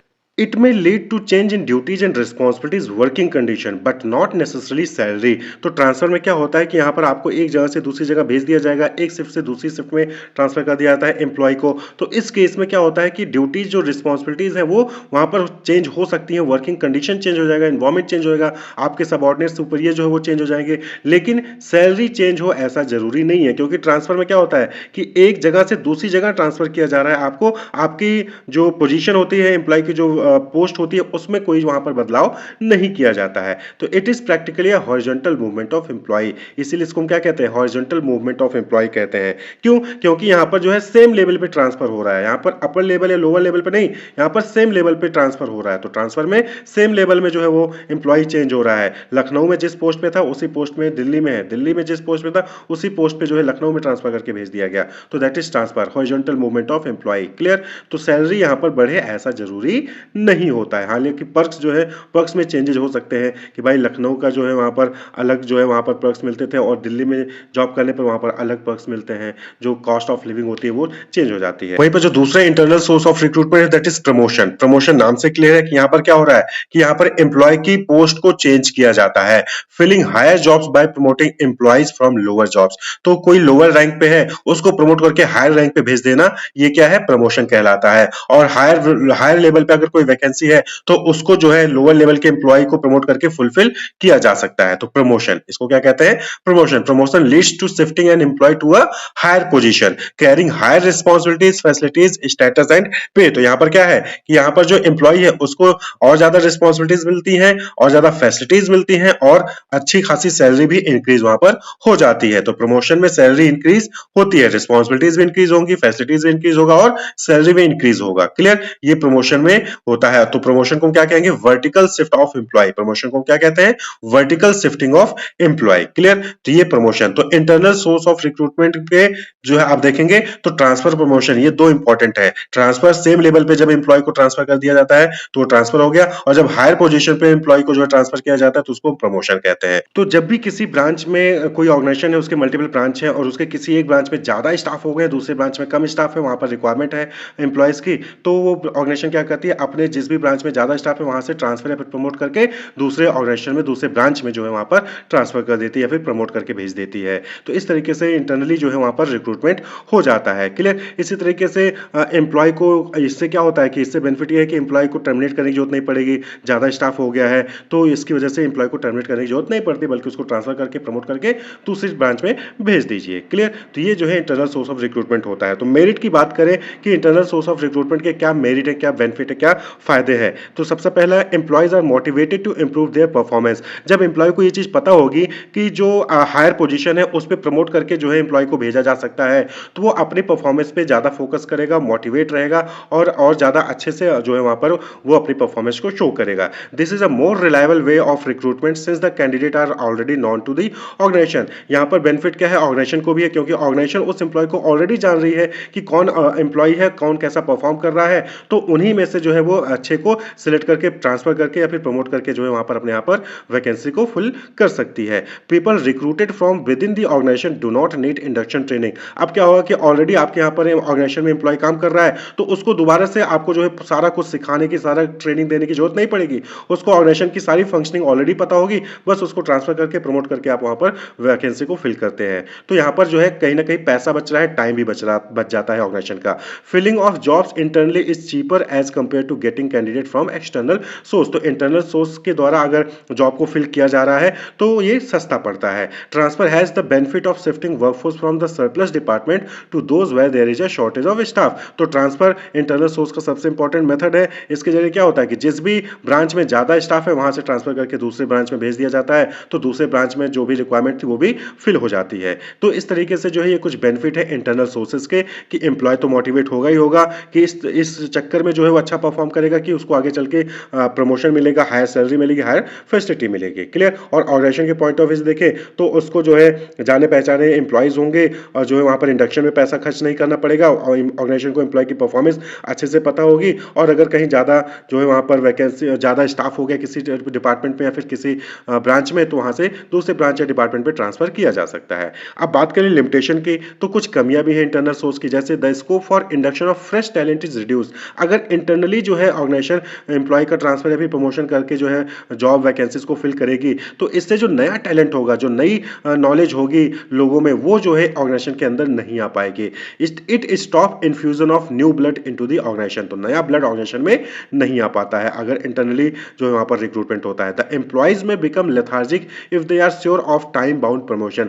ऐसे में क्या होगा कि लोगों को पता है कि हाँ 5 साल काम करने के बाद, 10 साल, 15, 20 साल बाद काम करेंगे तब जाके जो है वहां पर प्रमोशन मिलेगा, तो एम्प्लॉय जो है लेथार्जिक होते हैं, आलसी हो जाते हैं। A new enterprise can not use internal source of recruitment. Limitation internal source का ये भी है कि कोई नया इंटरप्राइज खुला है, अभी अभी नया उसका ओपनिंग हुआ है, तो उसके पास तो पहले से ही कोई एम्प्लॉय होंगे नहीं, तो उस केस में उसको एक्सटर्नल सोर्स का रिक्रूटमेंट, एक्सटर्नल सोर्स का इस्तेमाल करना पड़ेगा। ठीक है, नया इंटरप्राइज के पास ऑलरेडी एम्प्लॉय थोड़ी होंगे, उसको तो पहली बार तो नया रिक्रूटमेंट करना ही पड़ेगा एक्सटर्नल सोर्स से। No organisation can fill all its vacancies from internal source. सबसे इंपॉर्टेंट चीज कि सभी ऑर्गेनाइजेशन इंटरनल सोर्स से ही सारे वैकेंसीज नहीं फिल कर सकती है, उनको बाहर से एक्सटर्नल सोर्स का इस्तेमाल करना ही पड़ेगा। भाई आप कितने का ट्रांसफर करोगे, और ज्यादा ट्रांसफर कर दोगे तो जहां से ट्रांसफर करो वहां पे जो है रिक्वायरमेंट पड़ जाएगी एम्प्लॉयज की, तो इसलिए जो है एक्सटर्नल सोर्स की रिक्वायरमेंट वहां पर होती है। सभी वैकेंसीज, सभी पोस्ट जो है इंटरनल सोर्स से ही फिल नहीं हो पाती हैं। Frequent transfer of employees may often reduce the productivity of the organisation, और किसी ऑर्गेनाइजेशन में बार बार जो है एम्प्लॉय का ट्रांसफर किया जा रहा है, तो इससे उस एम्प्लॉय की परफॉर्मेंस पे भी जो है इफेक्ट पड़ता है, उसकी परफॉर्मेंस कहीं ना कहीं डिक्रीज करने लग जाएगी, प्रोडक्टिविटी कम होने लगेगी, तो बार बार ट्रांसफर करना भी जो है वहां पर सही नहीं होता है। तो ये जो है कुछ लिमिटेशंस है इंटरनल सोर्स ऑफ रिक्रूटमेंट की। अब बात कर ले external source of recruitment. External source यानी कि जब ऑर्गेनाइजेशन अपने अंदर से नहीं बल्कि बाहर के सोर्सेज से एम्प्लॉय को जो है वहां पर अट्रैक्ट करती है अपने जॉब को फिल करने के लिए। तो all the vacancies can not be filled through internal recruitment, the existing staff may be insufficient और they may not fulfil the eligibility criteria for the jobs to be filled. तो कई बार ऐसा होता है कि जो भी वैकेंसी आई है ऑर्गेनाइजेशन में, उसके लिए एलिजिबल कैंडिडेट आपके ऑर्गेनाइजेशन में ऑलरेडी पहले से नहीं है। क्लियर? तो नहीं है, तो इस केस में ऑर्गेनाइजेशन को एक्सटर्नल सोर्सेज को देखना पड़ता है। तो external recruitment provide wide choice and bring new blood in the organisation. तो एक्सटर्नल सोर्सेज का इस्तेमाल करके जो है वहां पर बहुत सारे ऑप्शन, बहुत सारे कैंडिडेट मिलेंगे, जिसमें से बेस्ट कैंडिडेट को सिलेक्ट किया जा सकता है, और साथ ही साथ नया टैलेंट जो है वो रिक्रूट किया जा सकता है। तो एक्सटर्नल सोर्सेज में अलग अलग मेथड है जो कि हम डिस्कस करेंगे। तो सबसे पहले डायरेक्ट रिक्रूटमेंट। तो आपने देखा होगा अक्सर कि दुकानों के बाहर या फिर फैक्ट्री गेट के बाहर क्या होता है कि नोटिस एक वहां पर चिपका दिया जाता है। क्लियर? तो उसमें क्या लिखा होता है कि इस फैक्ट्री में जो है 50 एम्प्लॉय, 10 एम्प्लॉय, 20 एम्प्लॉय या फिर 20 लेबर चाहिए। या फिर दुकान के बाहर जो आप देखते होंगे तो शोरूम के बाहर लगा दिया जाता है कि हेल्पर की रिक्वायरमेंट है। क्लियर? तो ये क्या है? इसी को डायरेक्ट रिक्रूटमेंट कहते हैं। तो a notice is placed on the notice board of the enterprise specifying the detail of the job available. तो उस फैक्ट्री में, उस ऑर्गेनाइजेशन में जो भी जॉब अवेलेबल होगी उसकी डिटेल जो है वो नोटिस पर लिखकर वहां पर चिपका दी जाती है, और जो भी लोग देखते हैं आते जाते वो उसको देखेंगे, और अगर वो इंटरेस्टेड होंगे तो वो जो है ऑर्गेनाइजेशन में कांटेक्ट करते हैं। तो इस तरीके से जो है कैंडिडेट वहां पर मिलते हैं। Job seekers assemble outside the premises of the organisation on the specified date and selection is done on the spot. तो वहां पर जो है उस नोटिस में एक स्पेसिफिक डेट और टाइम भी वहां पर दिया जाता है कि किस डेट को इंटरव्यू होगा, किस डेट को सिलेक्शन होगा। तो उस डेट पे जो भी जॉब सीकर्स थे, जिन्होंने भी नोटिस पढ़ा होगा, वो वहां पहुंच जाएंगे और जो है वो वहां पर सिलेक्शन प्रोसीजर में पार्टिसिपेट करते हैं। Followed usually for casual vacancies of unskilled और सेमी स्किल्ड जॉब्स। तो ये जो मेथड है डायरेक्ट रिक्रूटमेंट का, ये खासकर लेबर क्लास के जो एम्प्लॉयज होते हैं या जो अनस्किल्ड एम्प्लॉयज होते हैं उनके लिए जो है ये मेथड यूज किया जाता है। इन वर्कर को हम क्या कहते हैं? बदली वर्कर भी कहते हैं। और इनको जो पेमेंट होता है, जो रेम्युनरेशन मिलता है, वो डेली बेसिस पे मिलता है। ये डेली वेजेस पे जो है इनको रिक्रूट किया जाता है। क्लियर? तो यहाँ पर सैलरी बेसिस पे नहीं होता, या जो कहते हैं ना व्हाइट कॉलर जॉब, ये नहीं होता है। तो जो सेमी स्किल्ड या फिर अनस्किल्ड एम्प्लॉय की रिक्रूटमेंट होती है उसके लिए डायरेक्ट रिक्रूटमेंट का मेथड वहां पर ऑर्गेनाइजेशन द्वारा यूज किया जाता है। Very inexpensive method as it does not involve any cost of advertising the vacancies. तो एक्सटर्नल सोर्स में बात करें तो एक्सटर्नल सोर्स में सबसे सस्ता डायरेक्ट रिक्रूटमेंट है। यहाँ पर एडवर्टाइजिंग का कोई कॉस्ट ही नहीं है। यहाँ पर फैक्ट्री के गेट के बाहर नोटिस लगा दिया, लोगों ने नोटिस देखा और उस डेट पे आ जाते हैं सिलेक्शन प्रोसीजर में पार्टिसिपेट करने के लिए। क्लियर? तो जो भी कैजुअल वैकेंसीज होती हैं, ये जो है डायरेक्ट रिक्रूटमेंट बहुत अच्छा तरीका है उसको फिल करने के लिए। क्लियर? बहुत जो है कोई अचानक से ऐसा प्रोजेक्ट आ गया जिसमें बहुत ज्यादा लेबर की रिक्वायरमेंट है, तो वहां आपने बाहर नोटिस निकाला और नोटिस चिपका के जो है ज्यादा से ज्यादा लोगों को वहां पर आप जो है हायर कर लेते हैं। तो जो कैजुअल वैकेंसीज होती है वहां पर डायरेक्ट रिक्रूटमेंट जो है वो अच्छा सोर्स माना जाता है रिक्रूटमेंट का। अगला सोर्स है दैट इज कैजुअल कॉलर्स, इन्हीं को प्रतीक्षा सूची भी कहते हैं। तो बहुत बार होता है कि कई सारे कैंडिडेट को जो है वहां पर जो है वैकेंसीज कम होती है, अप्लाई ज्यादा लोगों ने किया होता है, लेकिन एलिजिबिलिटी क्राइटेरिया उनके पास भी होती है, तो उनको जो है वेटिंग लिस्ट में रख लिया जाता है। या फिर कई बार ऐसा होता है कि ऑर्गेनाइजेशन में जो है वैकेंसीज नहीं होती है, लेकिन फिर भी लोग अप्लाई कर देते हैं, एप्लीकेशन डाल के चले जाते हैं या फिर अपना सीवी जो है वो सबमिट कर देते हैं। तो ऐसे केस में ऑर्गेनाइजेशन उनका पूरा रिकॉर्ड रखती है, और जब भी ऑर्गेनाइजेशन को रिक्वायरमेंट होती है तो जिन्होंने भी अपनी सीवी पहले ही लाके सबमिट कर दी थी या फिर जो भी वेटिंग लिस्ट में थे, उनको कॉल किया जाता है और उनसे उनको उनको जो है सिलेक्शन प्रोसीजर में पार्टिसिपेट करने के लिए बुलाया जाता है। तो उनको हम कहते हैं casual caller. Many reputed business organisation keep a database of unsolicited applicants in their offices. तो आपने देखा होगा ना, प्राइवेट ऑर्गेनाइजेशन में खासकर ये होता है कि लोग जाते हैं अलग अलग कंपनी में, अलग अलग ऑफिसेस में अपना सीवी सबमिट करके आते हैं, और जब भी उनके यहाँ पे वैकेंसी होती है तो वहां से कॉल आता है। तो यही चीज कैजुअल कॉलर्स होता है। A list of such job seekers can be prepared and can be screened to fill the vacancies as they arise. It reduces the cost of recruiting workforce in comparison to other sources. तो यहाँ पर भी क्या होता है कि cost बहुत कम होता है, क्योंकि लोग खुद ही जो है यहाँ पर अपना डिटेल सीवी सबमिट करके जाते हैं, और जब भी ऑर्गेनाइजेशन को रिक्वायरमेंट होगी तो उनको कॉल करके सिलेक्शन के लिए, सिलेक्शन प्रोसेस में पार्टिसिपेट करने के लिए बुलाया जा सकता है। नेक्स्ट जो सोर्स है रिक्रूटमेंट का दैट इज एडवर्टीजमेंट, यानी कि विज्ञापन। तो यहाँ पर क्या होता है कि ऑर्गेनाइजेशन में जो भी वैकेंसीज होती हैं उसका एडवर्टीजमेंट जो है वहां पर न्यूज़पेपर में, जर्नल्स में जो है दिया जाता है ऑर्गेनाइजेशन द्वारा, जिससे ज्यादा लोगों को उस वैकेंसीज के बारे में पता चले, उसकी एलिजिबिलिटी क्राइटेरिया क्या होगी, उसका प्रोसीजर क्या होगा सिलेक्शन का, पेमेंट कितना मिलेगा, वो सारा डिटेल जो है उस एडवर्टीजमेंट में होता है। लोग जो है उसको देखते हैं और अप्लाई करते हैं। ठीक है, most of the senior position of industry as well as a commerce are filled by this method. तो जो भी सीनियर पोजीशंस होती हैं ऑर्गेनाइजेशन में, मैनेजर लेवल की या फिर जो है और जो सीनियर पोजीशन होती है सीईओ लेवल की, तो डायरेक्टर हो गया, प्रोफेसर हो गए, तो इनकी जो वैकेंसीज होती हैं ये खासकर एडवर्टाइजमेंट के जरिए ही फिल की जाती हैं। तो इनके लिए एडवर्टाइजमेंट न्यूज़पेपर मैगजीन्स में निकाली जाती है और लोग उसको देखते हैं और देख के जो है एप्लीकेशन फॉर्म फिलअप करते हैं। वेबसाइट पे जो है वहां पर एडवर्टाइजमेंट आ जाता है। तो it's disadvantage is that it may bring in a flood of response and many time from quite unsuitable candidate. तो यहाँ पर क्या होता है कि एडवर्टाइजमेंट दे दिया गया, अब जो है बहुत सारे लोग यहाँ पर अप्लाई कर देते हैं, तो इस केस में क्या होता है कि यहाँ पर कई बार ऐसा होता है कि ऐसे कैंडिडेट्स का भी एप्लीकेशन आ जाता है जो कि एलिजिबल नहीं होते हैं या फिर जो है सही कैंडिडेट नहीं होते हैं जॉब के लिए, और बहुत ज्यादा यहाँ पर जो है वैकेंसी जो है एप्लीकेशन आ जाता है। तो ये कहीं ना कहीं थोड़ा सा ड्रॉबैक होता है एडवर्टाइजमेंट का। लेकिन एक गुड सोर्स है, गुड सोर्स ऑफ रिक्रूटमेंट है, एक्सटर्नल सोर्स ऑफ रिक्रूटमेंट है, जिसके जरिए ज्यादा से ज्यादा जो है एप्लीकेशन मंगवाए जा सकते हैं प्रोस्पेक्टिव कैंडिडेट से। क्लियर? तो एडवर्टाइजमेंट जहां पर न्यूज़पेपर मैगजीन्स में ऑर्गेनाइजेशन अपने वैकेंसीज के बारे में इंफॉर्मेशन छापती है। नेक्स्ट जो है दैट इज एम्प्लॉयमेंट एक्सचेंज। क्या है एम्प्लॉयमेंट एक्सचेंज, जिसको हम रोजगार कार्यालय कहते हैं। यहाँ पर क्या होता है कि गवर्नमेंट जो है, स्टेट गवर्नमेंट होगी, सेंट्रल गवर्नमेंट होगी, ये अपना ऑफिस सेटअप करती है, अपना ऑफिस सेटअप करती है जहां पर जिनको जॉब चाहिए वो रजिस्टर करते हैं, और वो ऑर्गेनाइजेशन जिनको वैकेंसी, जहां पर वैकेंसीज है वो भी वहां पर अपनी वैकेंसीज का जो है वहां पर डिटेल जो है भेजते हैं उस गवर्नमेंट ऑर्गेनाइजेशन में। और उसके बाद गवर्नमेंट जो ऑफिस बनाया गया है वो लोग जिसको जॉब चाहिए और जिनको कैंडिडेट चाहिए उनको मिलवाते हैं और जो है सिलेक्शन प्रोसीजर वहां पर कंप्लीट करवाते हैं। तो ये जो है क्या कहते हैं, एम्प्लॉयमेंट एक्सचेंज कहते हैं। आपने देखा होगा कि यूपी में जैसे सेवा योजना है, रोजगार संगम है यूपी गवर्नमेंट द्वारा, तो इनके जरिए जो है लोगों को जो है जॉब प्रोवाइड की जाती है और ऑर्गेनाइजेशन को एम्प्लॉइज मिलते हैं। तो यहाँ पर क्या होता है, ऑर्गेनाइजेशन यूपी गवर्नमेंट में रजिस्टर करती है और जो लोग को जॉब चाहिए वो भी जो है यूपी गवर्नमेंट के सेवा योजना या रोजगार संगम में रजिस्ट्रेशन करते हैं। फिर किसी पर्टिकुलर डेट पे दोनों यानी कि ऑर्गेनाइजेशन को और एम्प्लॉय को बुलाया जाता है और दोनों आपस में सामने बैठकर इंटरव्यू भी जो भी सिलेक्शन प्रोसेस होता है वो परफॉर्म करते हैं। तो it helps match job seekers with employers bye collecting and sharing information about job vacancies and available candidate. तो यहाँ पर क्या होता है कि जॉब सीकर को ऑर्गेनाइजेशन की डिटेल दे दी जाएगी कि कहां कहां पर वैकेंसीज है, और ऑर्गेनाइजेशन को कैंडिडेट की डिटेल दे दी जाती है कि कौन कौन लोग एलिजिबल है, कौन कौन लोग आपके लायक है, ऑर्गेनाइजेशन के लायक है। तो ये जो है एम्प्लॉयमेंट एक्सचेंज कहलाता है। तो employment exchange run by the government, government जो है इसको रन करती है।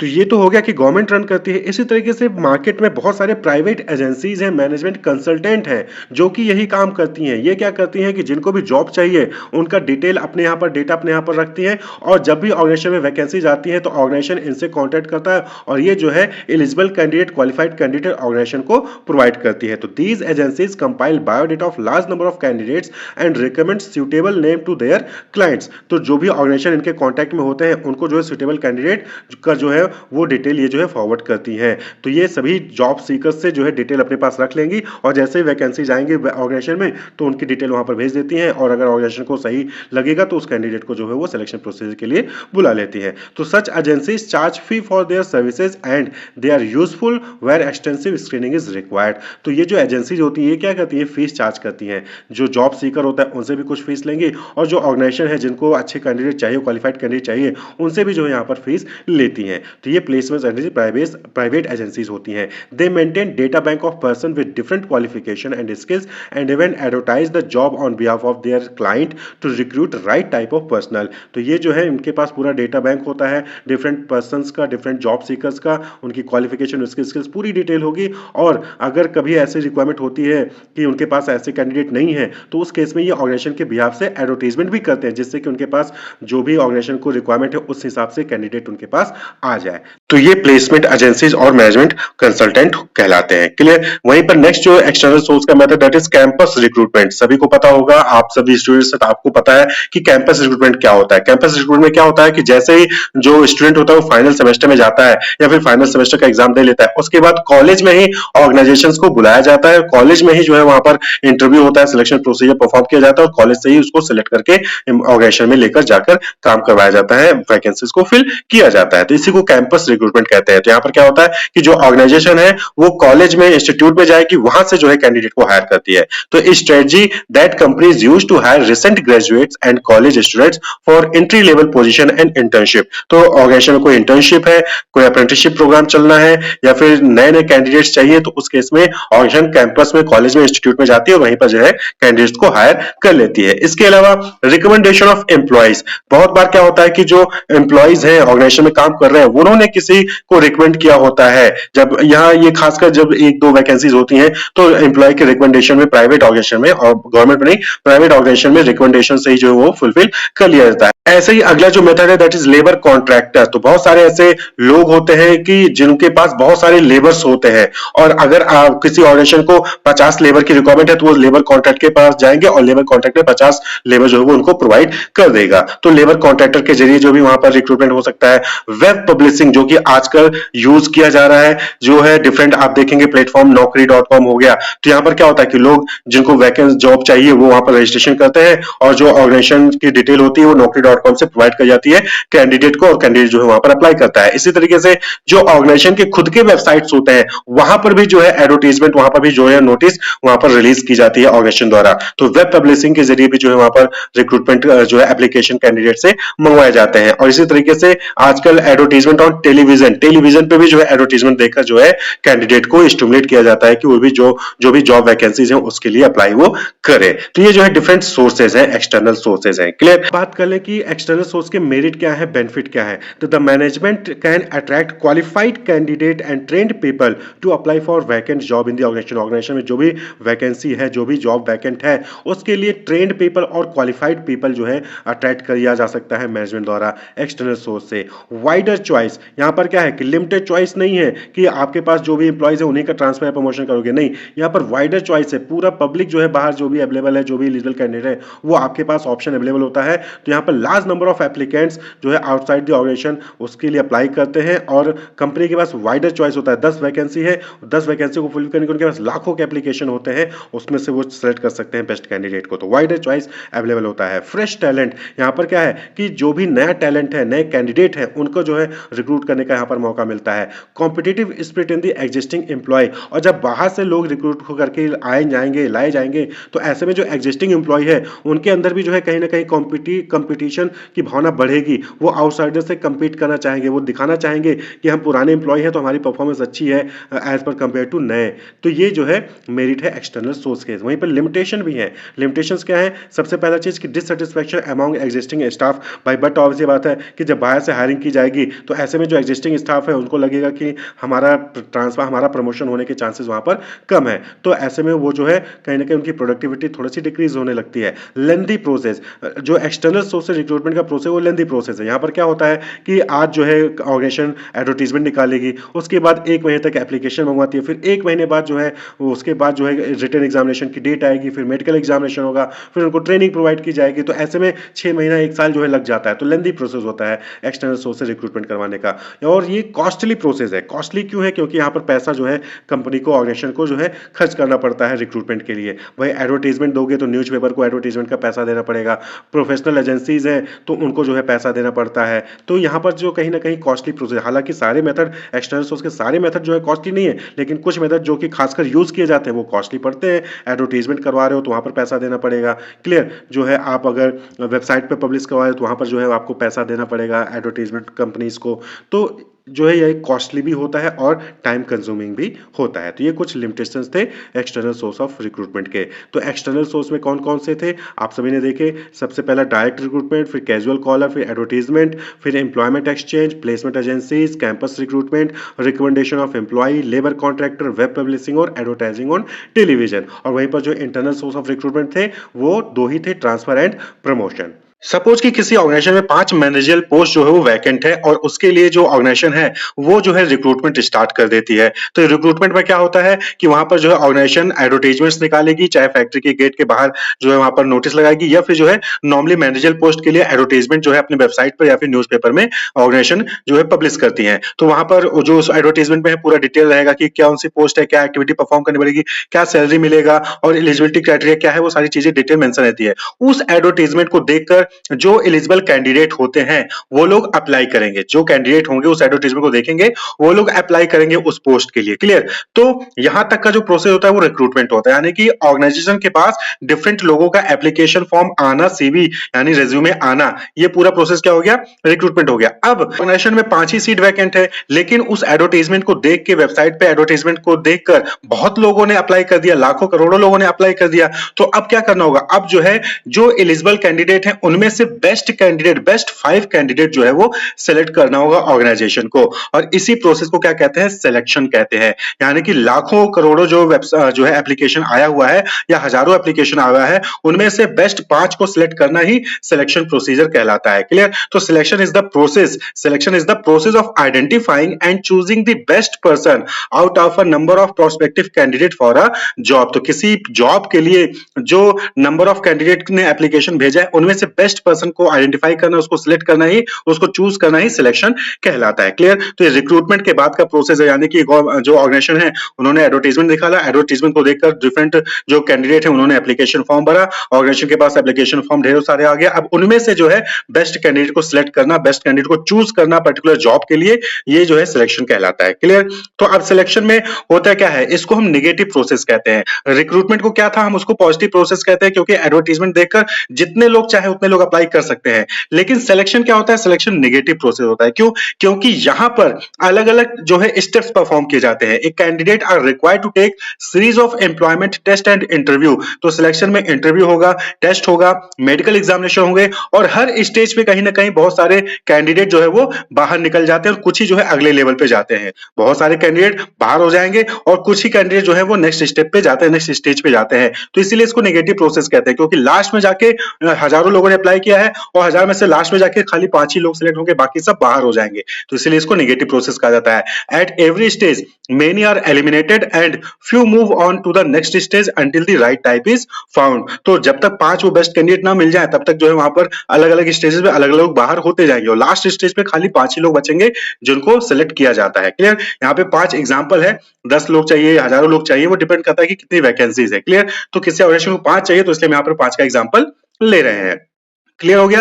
तो सिलेक्शन में क्या हो गया कि जो डिफरेंट एप्लीकेशंस आए हैं जॉब वैकेंसी के लिए, उसमें से बेस्ट कैंडिडेट को चूज करना ही सिलेक्शन प्रोसीजर कहलाता है। सिलेक्शन को हम नेगेटिव प्रोसेस कहते हैं, क्योंकि सिलेक्शन प्रोसेस में अलग अलग स्टेज होते हैं और हर स्टेज में कोई ना कुछ कैंडिडेट बाहर हो जाते हैं। जैसे कि किसी गवर्नमेंट पोस्ट के लिए जो है 1000 वैकेंसी आई है, अब उसके लिए लाखों लोगों ने अप्लाई किया है, तो उसमें से क्या होगा कि बहुत सारे ऐसे लोग होंगे जो रिटन एग्जामिनेशन होगा उसमें ही जो है वो जो कट ऑफ मार्क होता है वो नहीं ला पाते, तो पहले ही रिटन एग्जामिनेशन ही बाहर हो जाते हैं। उसके बाद जिन्होंने रिटन एग्जामिनेशन क्वालिफाई किया उनको सेकंड पेपर देना पड़ता है, तो उसमें बहुत सारे लोग जो है मेन एग्जामिनेशन जो होता है उसमें बहुत सारे लोग बाहर हो जाते हैं। फिर जो मेन एग्जाम में क्वालिफाई करेंगे उनको इंटरव्यू होगा, उस इंटरव्यू में जो है बहुत सारे लोग बाहर हो जाते हैं। तो ऐसे में लास्ट में जाके कुछ ही लोग बचेंगे जो कि सिलेक्ट होते हैं, तो इसलिए इसको नेगेटिव प्रोसेस कहा जाता है। Clear?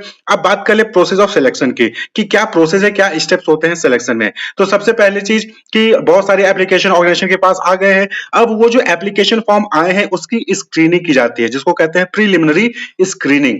Preliminary screening means eliminating unqualified और unfit job seekers based on the information supplied in the application form. तो एप्लीकेशन फॉर्म में जो भी इंफॉर्मेशन कैंडिडेट द्वारा सप्लाई किया गया है उसके बेसिस पे जो अनक्वालिफाइड या फिर अनफिट है उस जॉब के लिए उनको एलिमिनेट कर देना, उनको डिस्क्वालीफाई कर देना, उनको बाहर कर देना। और जो एप्लीकेशन फॉर्म के बेसिस पे जो बेस्ट होंगे उनको जो है आगे के स्टेज पे लेकर जाना। तो प्रीलिमिनरी इंटरव्यूज भी होते हैं that help reject misfit for reason which did not appear in the application form. तो यहाँ पर क्या होता है कि बहुत बार आपके कैंडिडेट जब फॉर्म फिल करता है तो नॉर्मली प्राइवेट ऑर्गेनाइजेशन में खासकर होता है कि वहां पर किसी ने अपनी सीवी भेजी है किसी ऑर्गेनाइजेशन में, तो वहां से कॉल आती है पहले ये चेक करने के लिए कि जिस भी पोस्ट के लिए ऑर्गेनाइजेशन को जो है कैंडिडेट चाहिए क्या वो उसके लिए एलिजिबल है कि नहीं है। अगर शुरुआत में ही बात कर ली जाएगी अगर एलिजिबल होंगे तो वहीं पे उसको जो है एलिमिनेट कर देते हैं, उसको डिस्क्वालीफाई कर देते हैं, फिर किसी और से कांटेक्ट करेंगे। तो प्रीलिमिनरी स्क्रीनिंग यानी कि यहाँ पर क्या होगा, यहाँ पे बेसिक इंटरव्यू होता है और जो है उसके एप्लीकेशन फॉर्म को चेक किया जाता है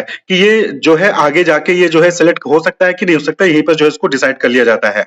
यानी कि वो क्वालिफाइड है कि नहीं है, जिस भी पर्पज के लिए जो है कैंडिडेट चाहिए उसके लिए वो एलिजिबल है, यानी उसके पास वो चीज स्किल है नॉलेज है कि नहीं है, वो चेक किया जाता है यहाँ पर। उसके बाद फिर आता है सिलेक्शन टेस्ट। क्या आता है? Selection test. यानी कि यहाँ पर क्या होगा, रिटन एग्जामिनेशन होता है। तो कुछ एग्जामिनेशन में डायरेक्ट इंटरव्यू होता है कुछ पोस्ट में, और कुछ पोस्ट के लिए वहां पर रिटन एग्जामिनेशन होगा। तो गवर्नमेंट जो भी मैक्सिमम आप गवर्नमेंट जॉब देखेंगे वहां पे क्या होता है, वहां पर रिटन एग्जामिनेशन होता है, वो भी जो है प्रीलिम होगा, उसके बाद फिर मेंस होगा, फिर इंटरव्यू होता है।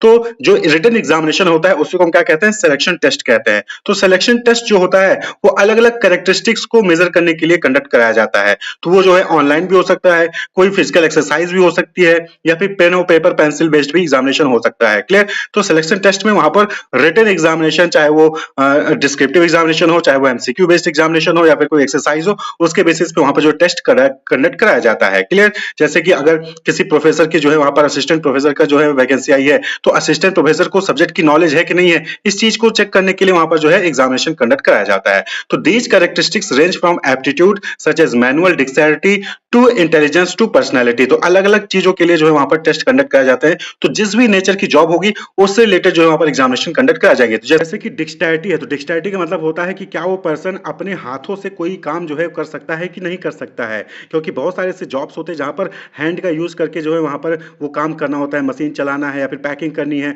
बहुत सारे ऐसे पोस्ट होते हैं, जॉब्स होती हैं। तो उस केस में डिक्सटैरिटी को वहां पर चेक किया जाता है कि क्या वो पर्सन हाथों से काम कर सकता है कि नहीं कर सकता है। तो अलग अलग टाइप के टेस्ट जो है वहां पर कंडक्ट कराए जाते हैं चेक करने के लिए कि कैंडिडेट एलिजिबल है या फिर नहीं है। तो जैसे कि कुछ इंपॉर्टेंट टेस्ट हम यहाँ पर देखें तो जैसे इंटेलिजेंस टेस्ट होता है। तो इंटेलिजेंस टेस्ट यानी कि यहाँ पर बुद्धिमत्ता को चेक किया जाता है। Important psychological test use to measure the level of intelligence quotient of an individual. तो कोई इंडिविजुअल कितना बुद्धिमान है, कितना नॉलेजेबल है, उस चीज को चेक करने के लिए यहाँ पर इंटेलिजेंस टेस्ट का कंडक्ट कराया जाता है। It is an indicator of person's learning ability और the ability to make decision and judgement. क्या वो डिसाइड कर सकता है कोई प्रॉब्लमेटिक सिचुएशन आगे ऑर्गेनाइजेशन में, तो क्या वो उसमें डिसीजन ले सकता है कि नहीं सकता, कोई जजमेंट कैसे लेगा। तो उस चीज को जज करने के लिए इंटेलिजेंस टेस्ट जो है वो कंडक्ट कराया जाता है। इसी तरीके से एक टेस्ट होता है एप्टीट्यूड टेस्ट। एप्टीट्यूड टेस्ट में क्या होता है कि ये चेक किया जाता है कि पर्सन जो है कैपेबल है कि नहीं है आगे डेवलप होने के लिए। It is a measure of individuals potential for learning new skill. क्या वो पर्सन कुछ नए नए स्किल्स को लर्न कर सकता है कि नहीं कर सकता, उसके अंदर कैपेबिलिटी है कि नहीं है कि अपने आप को डेवलप कर सकेगा आगे चल के, या फिर आज जैसा वैसा हमेशा रहेगा। तो इस चीज को चेक करने के लिए एप्टीट्यूड टेस्ट होता है। इसी तरह से पर्सनैलिटी टेस्ट। पर्सनैलिटी टेस्ट में कि पर्सन की जो इमोशंस है या फिर उसका रिएक्शन क्या होगा, उसके अंदर मैच्योरिटी है कि नहीं है, वैल्यू सिस्टम क्या है उसका, इस चीज को जो है वो चेक किया जाता है। यानी ओवरऑल पर्सनैलिटी जो है वो पर्सन की चेक की जाती है पर्सनैलिटी टेस्ट द्वारा। यानी कि सपोज करिए कि मैनेजर है तो बहुत सारे एम्प्लॉय ने जो है वहां पर हंगामा कर दिया या फिर जो है धरना प्रदर्शन करने लगे, तो उस सिचुएशन में मैनेजर कैसे डील करेगा, हड़ताल पर चलेगा तो मैनेजर कैसे डील करेगा, या फिर जो है सारे जो एम्प्लॉयज हैं वर्कर्स हैं वो हल्ला करने लग गए तो मैनेजर अपने इमोशंस को कंट्रोल कर पा रहा है कि नहीं कर पा रहा है। तो उस चीज को चेक करने के लिए पर्सनैलिटी टेस्ट जो है कंडक्ट कराया जाता है। इसी तरीके से आता है ट्रेड टेस्ट। ट्रेड टेस्ट नाम से क्लियर है कि यहाँ पर पर्टिकुलर जॉब को परफॉर्म करने के लिए जो भी स्किल्स, जो नॉलेज होनी चाहिए, क्या वो एम्प्लॉय के अंदर है कि नहीं है, कैंडिडेट के अंदर है कि नहीं है, उस चीज को चेक करने के लिए ट्रेड टेस्ट होता है। तो these test measure the existing skill of the individual, measure the level of knowledge and proficiency in the area of profession और टेक्निकल ट्रेनिंग। अब जैसे कि एचआर मार्केटिंग के लिए मार्केटिंग मैनेजर हम जो है वहां पर रिक्रूट कर रहे हैं, तो क्या उस पर्सन को मार्केटिंग के बारे में नॉलेज है कि नहीं है, वो जो ये टेस्ट होगा वो ट्रेड टेस्ट कराएगा। कोई मशीन चलानी है, उसके लिए कैंडिडेट जो है सेलेक्ट करना है, तो उस मशीन के बारे में उसको नॉलेज है कि नहीं है, कि मशीन कैसे ऑपरेट होती है, क्या क्या पार्ट होते हैं, वो सारी चीज़ उसको आती है कि नहीं आती है, तो उससे रिलेटेड जो टेस्ट होता है वो क्या कहलाएगा, वो ट्रेड टेस्ट कहलाएगा। तो ट्रेड टेस्ट और एप्टीट्यूड टेस्ट में दोनों में डिफरेंस क्या है कि जो एप्टीट्यूड टेस्ट है वो इस चीज को मेजर करता है कि क्या आगे चल के नए स्किल्स लर्न कर पाएगा कि नहीं लर्न कर पाएगा कैंडिडेट। वहीं पर जो ट्रेड टेस्ट है वो इस चीज को चेक करता है कि अभी प्रेजेंटली उसके पास क्या नॉलेज है उस ट्रेड को लेकर, उस पोस्ट को लेकर। क्लियर। नेक्स्ट जो टेस्ट है दैट इज इंटरेस्ट टेस्ट। नाम से क्लियर है कि कैंडिडेट का इंटरेस्ट किस एरिया में है, किस फील्ड में है, वो किस चीजों में इन्वॉल्व होता है, उस चीज को फाइंड आउट करने के लिए, मेजर करने के लिए, जानने के लिए इंटरेस्ट टेस्ट कंडक्ट कराया जाता है। That are use to know the pattern of interest और इन्वॉल्वमेंट ऑफ अ पर्सन। यहाँ पर जो है उसके इंटरेस्ट और उसके प्रेफरेंस को लेकर क्वेश्चंस पूछे जाते हैं, जैसे what activities do you enjoy the most, या फिर do you prefer working alone और इन टीम, यानी कि जो कैंडिडेट है वो टीम में काम करना पसंद करता है, फिर अकेले काम करना पसंद करता है, कौन सी एक्टिविटी में उसको जो है अच्छा लगता है। तो ये जो है इंटरेस्ट टेस्ट हो गया। तो अलग अलग पर्पज के लिए अलग अलग टाइप ऑफ टेस्ट जो है वहां पर कंडक्ट कराए जाते हैं। क्लियर। तो पहले क्या हुआ, पहले प्रीलिमिनरी जो है स्क्रीनिंग हुई, वहां पर डॉक्यूमेंट्स की, बहुत सारे ऐसे लोग होते हैं जिनके परसेंटेज कम होते हैं, वो वहीं पे बाहर हो जाएंगे, या फिर उन्होंने कोई गलत फॉर्म, गलत डिटेल भर दी, वहां पे वो बाहर हो जाते हैं। क्लियर। एज लिमिट फुलफिल नहीं हुआ तो वहां पे वो बाहर हो जाएंगे। तो प्रीलिमिनरी स्क्रीनिंग हो गया। उसके बाद जो है वहां पर रिटन एग्जामिनेशन यानी सिलेक्शन टेस्ट कंडक्ट कराया जाता है। अब उसके बाद रिटन एग्जामिनेशन में अलग अलग है, कहीं पे एक ही एग्जामिनेशन होता है, कहीं पे पहले प्रीलिम होगा, उसके बाद फिर मेंस होगा। क्लियर। उसके बाद जो लोग ये सिलेक्शन टेस्ट क्वालिफाई कर लेते हैं, बहुत से लोग तो क्या हो जाएगा, यहीं पे बाहर हो जाएंगे, लेकिन बहुत से लोग होंगे जो क्वालिफाई कर ले जाएंगे, जो भी कट ऑफ आएगा उससे ज्यादा मार्क्स उनके पास आएंगे, तो उनका क्या होगा, अब इंटरव्यू होगा। क्या होगा, इंटरव्यू, जिसको हम कहते हैं एम्प्लॉयमेंट इंटरव्यू।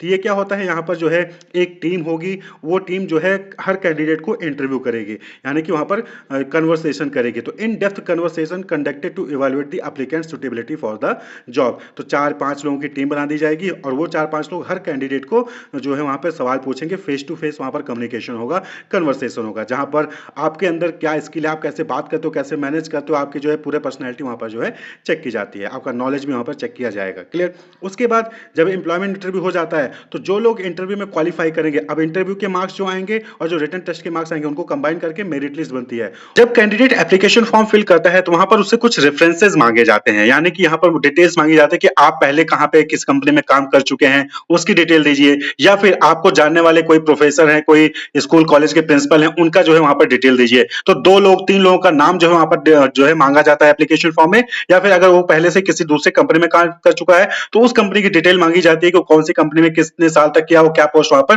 परफॉर्म किया है। क्लियर। तो यहां पर क्या होता है, ये जो डिटेल मांगी जाती है वो क्यों मांगी जाती है, वहां पर क्रॉस चेक करने के लिए मांगी जाती है कि जो कैंडिडेट है उसका बैकग्राउंड सही है कि नहीं है, वो सही से परफॉर्म करता है कि नहीं करता है। Many employer request name, address and telephone number of references for the purpose of verifying information and gaining additional information on an applicant. जैसे कि गवर्नमेंट जॉब में होता है कि गवर्नमेंट जॉब में वहां पर चेक किया जाता है कि जो पर्सन है उसके ऊपर कोई क्रिमिनल केस तो नहीं है, तो जहां से भी वो पर्सन बिलोंग करता है, कैंडिडेट बिलोंग करता है, वहां के थाने में जाएंगी, वहां पर रिपोर्ट लगेगी, रिपोर्ट बनेगी, अगर रिपोर्ट सब सही होगी, कोई भी वहां पर जो केस नहीं होगा, तब जो है उसको वेरीफाई किया जाता है। तो रेफरेंस और बैकग्राउंड चेक भी जो है यहाँ पर किया जाता है कि कोई ऐसा क्रिमिनल केस तो नहीं है उस कैंडिडेट का। Previous employer, known person, teacher and university professor can act as a references. तो रेफरेंसेस में जैसे कोई फ्रेशर है तो अपने यूनिवर्सिटी के प्रोफेसर का नाम, अपने टीचर का नाम जो है वो दे सकता है, या फिर किसी जानने वाले का नाम दे सकते हो, अपने कलीग का नाम दे सकते हैं, या फिर जहां आपने पहले काम किया है वहां के एम्प्लॉयर का भी डिटेल आप वहां पर दे सकते हैं रेफरेंस या फिर बैकग्राउंड चेक में। क्लियर। तो ये हो गया। इसके बाद जब बैकग्राउंड चेक कर लिया जाता है, सारी चीजें क्लियर होती हैं, तो अब आता है नेक्स्ट जो final step, that is decision, यानी कि कौन सेलेक्ट किया जाएगा जो भी वैकेंट पोस्ट है उसके लिए। The final decision has to be made from among the candidate who pass the test, interview and reference check. जो लोग टेस्ट पास कर लिए, इंटरव्यू पास कर लिए और उनका रेफरेंस भी सब सही था, तो अब जो है उनमें से सिलेक्ट करना होता है बेस्ट कैंडिडेट को, फाइनल सिलेक्शन यहाँ पर डिसाइड करना होता है। तो नॉर्मली जो मेरिट लिस्ट बनती है यहाँ पर रिटन एग्जामिनेशन, इंटरव्यू और जो रेफरेंस चेक होता है उसके बेसिस पे यहाँ पर जो क्या होता है, मेरिट लिस्ट बनती है, और जो टॉप कैंडिडेट होंगे उन्हीं को जो है सिलेक्ट किया जाता है, और अब उनको जो है भेजा जाएगा मेडिकल एग्जामिनेशन के लिए, यानी कि ये चेक किया जाएगा कि क्या वो मेडिकली फिट है कि नहीं है, यानी कि उनकी जो हेल्थ है वो सही है कि नहीं सही है उस जॉब को परफॉर्म परफॉर्म करने के लिए। तो after the selection decision and before the job offer is made, तो सिलेक्शन डिसीजन के बाद और जॉब ऑफर यानी जो ऑफर लेटर मिलता है, अपॉइंटमेंट लेटर मिलता है, उससे पहले ये जो है मेडिकल एग्जामिनेशन कंडक्ट कराया जाता था। The candidate is required to undergo a medical fitness test. The job offer is given to the candidate being declared fit after the medical examination. तो मेडिकल एग्जामिनेशन के बाद जो है उसकी फिजिकल हेल्थ जो है चेक कर ली जाती है, उसके बाद जो है उसको वहां पर जो है जॉब ऑफर दिया जाता है। तो डिसाइड कर लिया गया कि हाँ ये फाइनल कैंडिडेट है, अब उन फाइनल कैंडिडेट का मेडिकल एग्जामिनेशन होगा। अगर कोई मेडिकली अनफिट पाया जाता है तो यहाँ पर उसको बाहर भी कर दिया जाएगा। तो मेडिकल एग्जामिनेशन हो गया।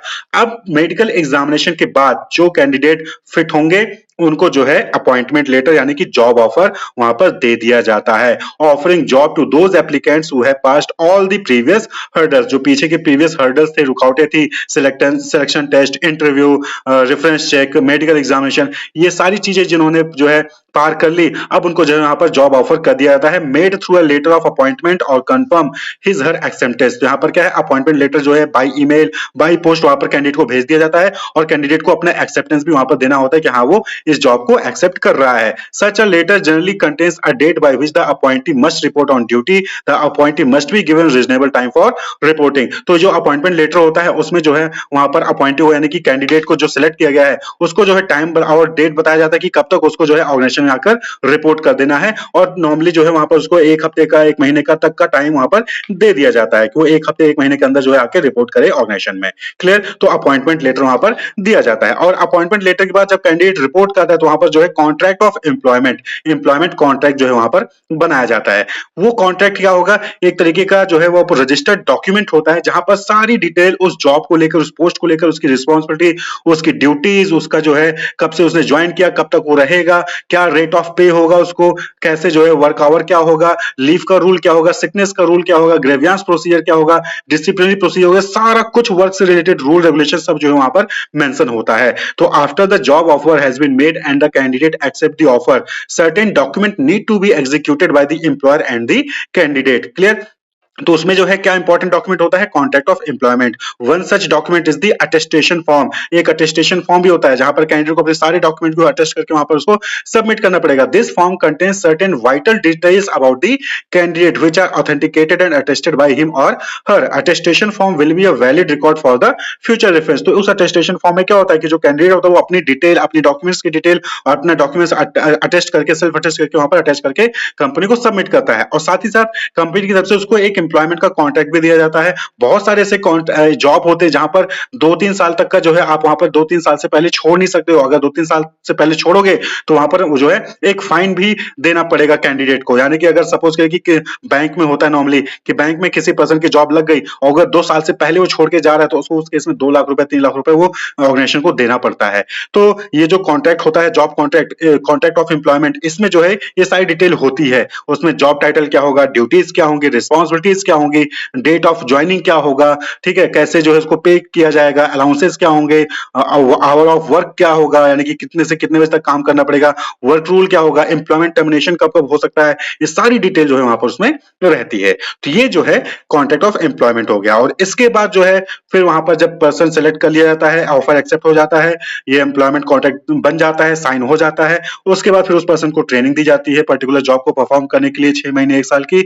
और उसके बाद जो है वो बंदा अपना काम वहां पर परफॉर्म करने लग जाता है। तो अगर हम यहाँ पे समराइज करें प्रोसेस ऑफ सिलेक्शन को, तो सबसे पहले नॉर्मली क्या होता है कि ऑर्गेनाइजेशन को पता चलता है कि हाँ उसके यहाँ पर इतनी सीट्स वैकेंट है, इतनी पोजीशन खाली है। उसके बाद फिर जो ऑर्गेनाइजेशन डिसाइड करती है कि उसको इंटरनल या फिर एक्सटर्नल सोर्स ऑफ रिक्रूटमेंट का यूज करना है। अगर उसने एक्सटर्नल सोर्स ऑफ रिक्रूटमेंट का यूज किया है तो वहां पर जो है बहुत सारे कैंडिडेट उसके यहाँ पर अप्लाई करेंगे। फिर उस जो भी एप्लीकेशन फॉर्म आया उसकी प्रिलिमिनरी स्क्रीनिंग की जाएगी, यानी कि वहां पर पहले ही एप्लीकेशन फॉर्म के बेसिस पे ही वहां पर बहुत सारे कैंडिडेट को रिजेक्ट कर दिया जाएगा।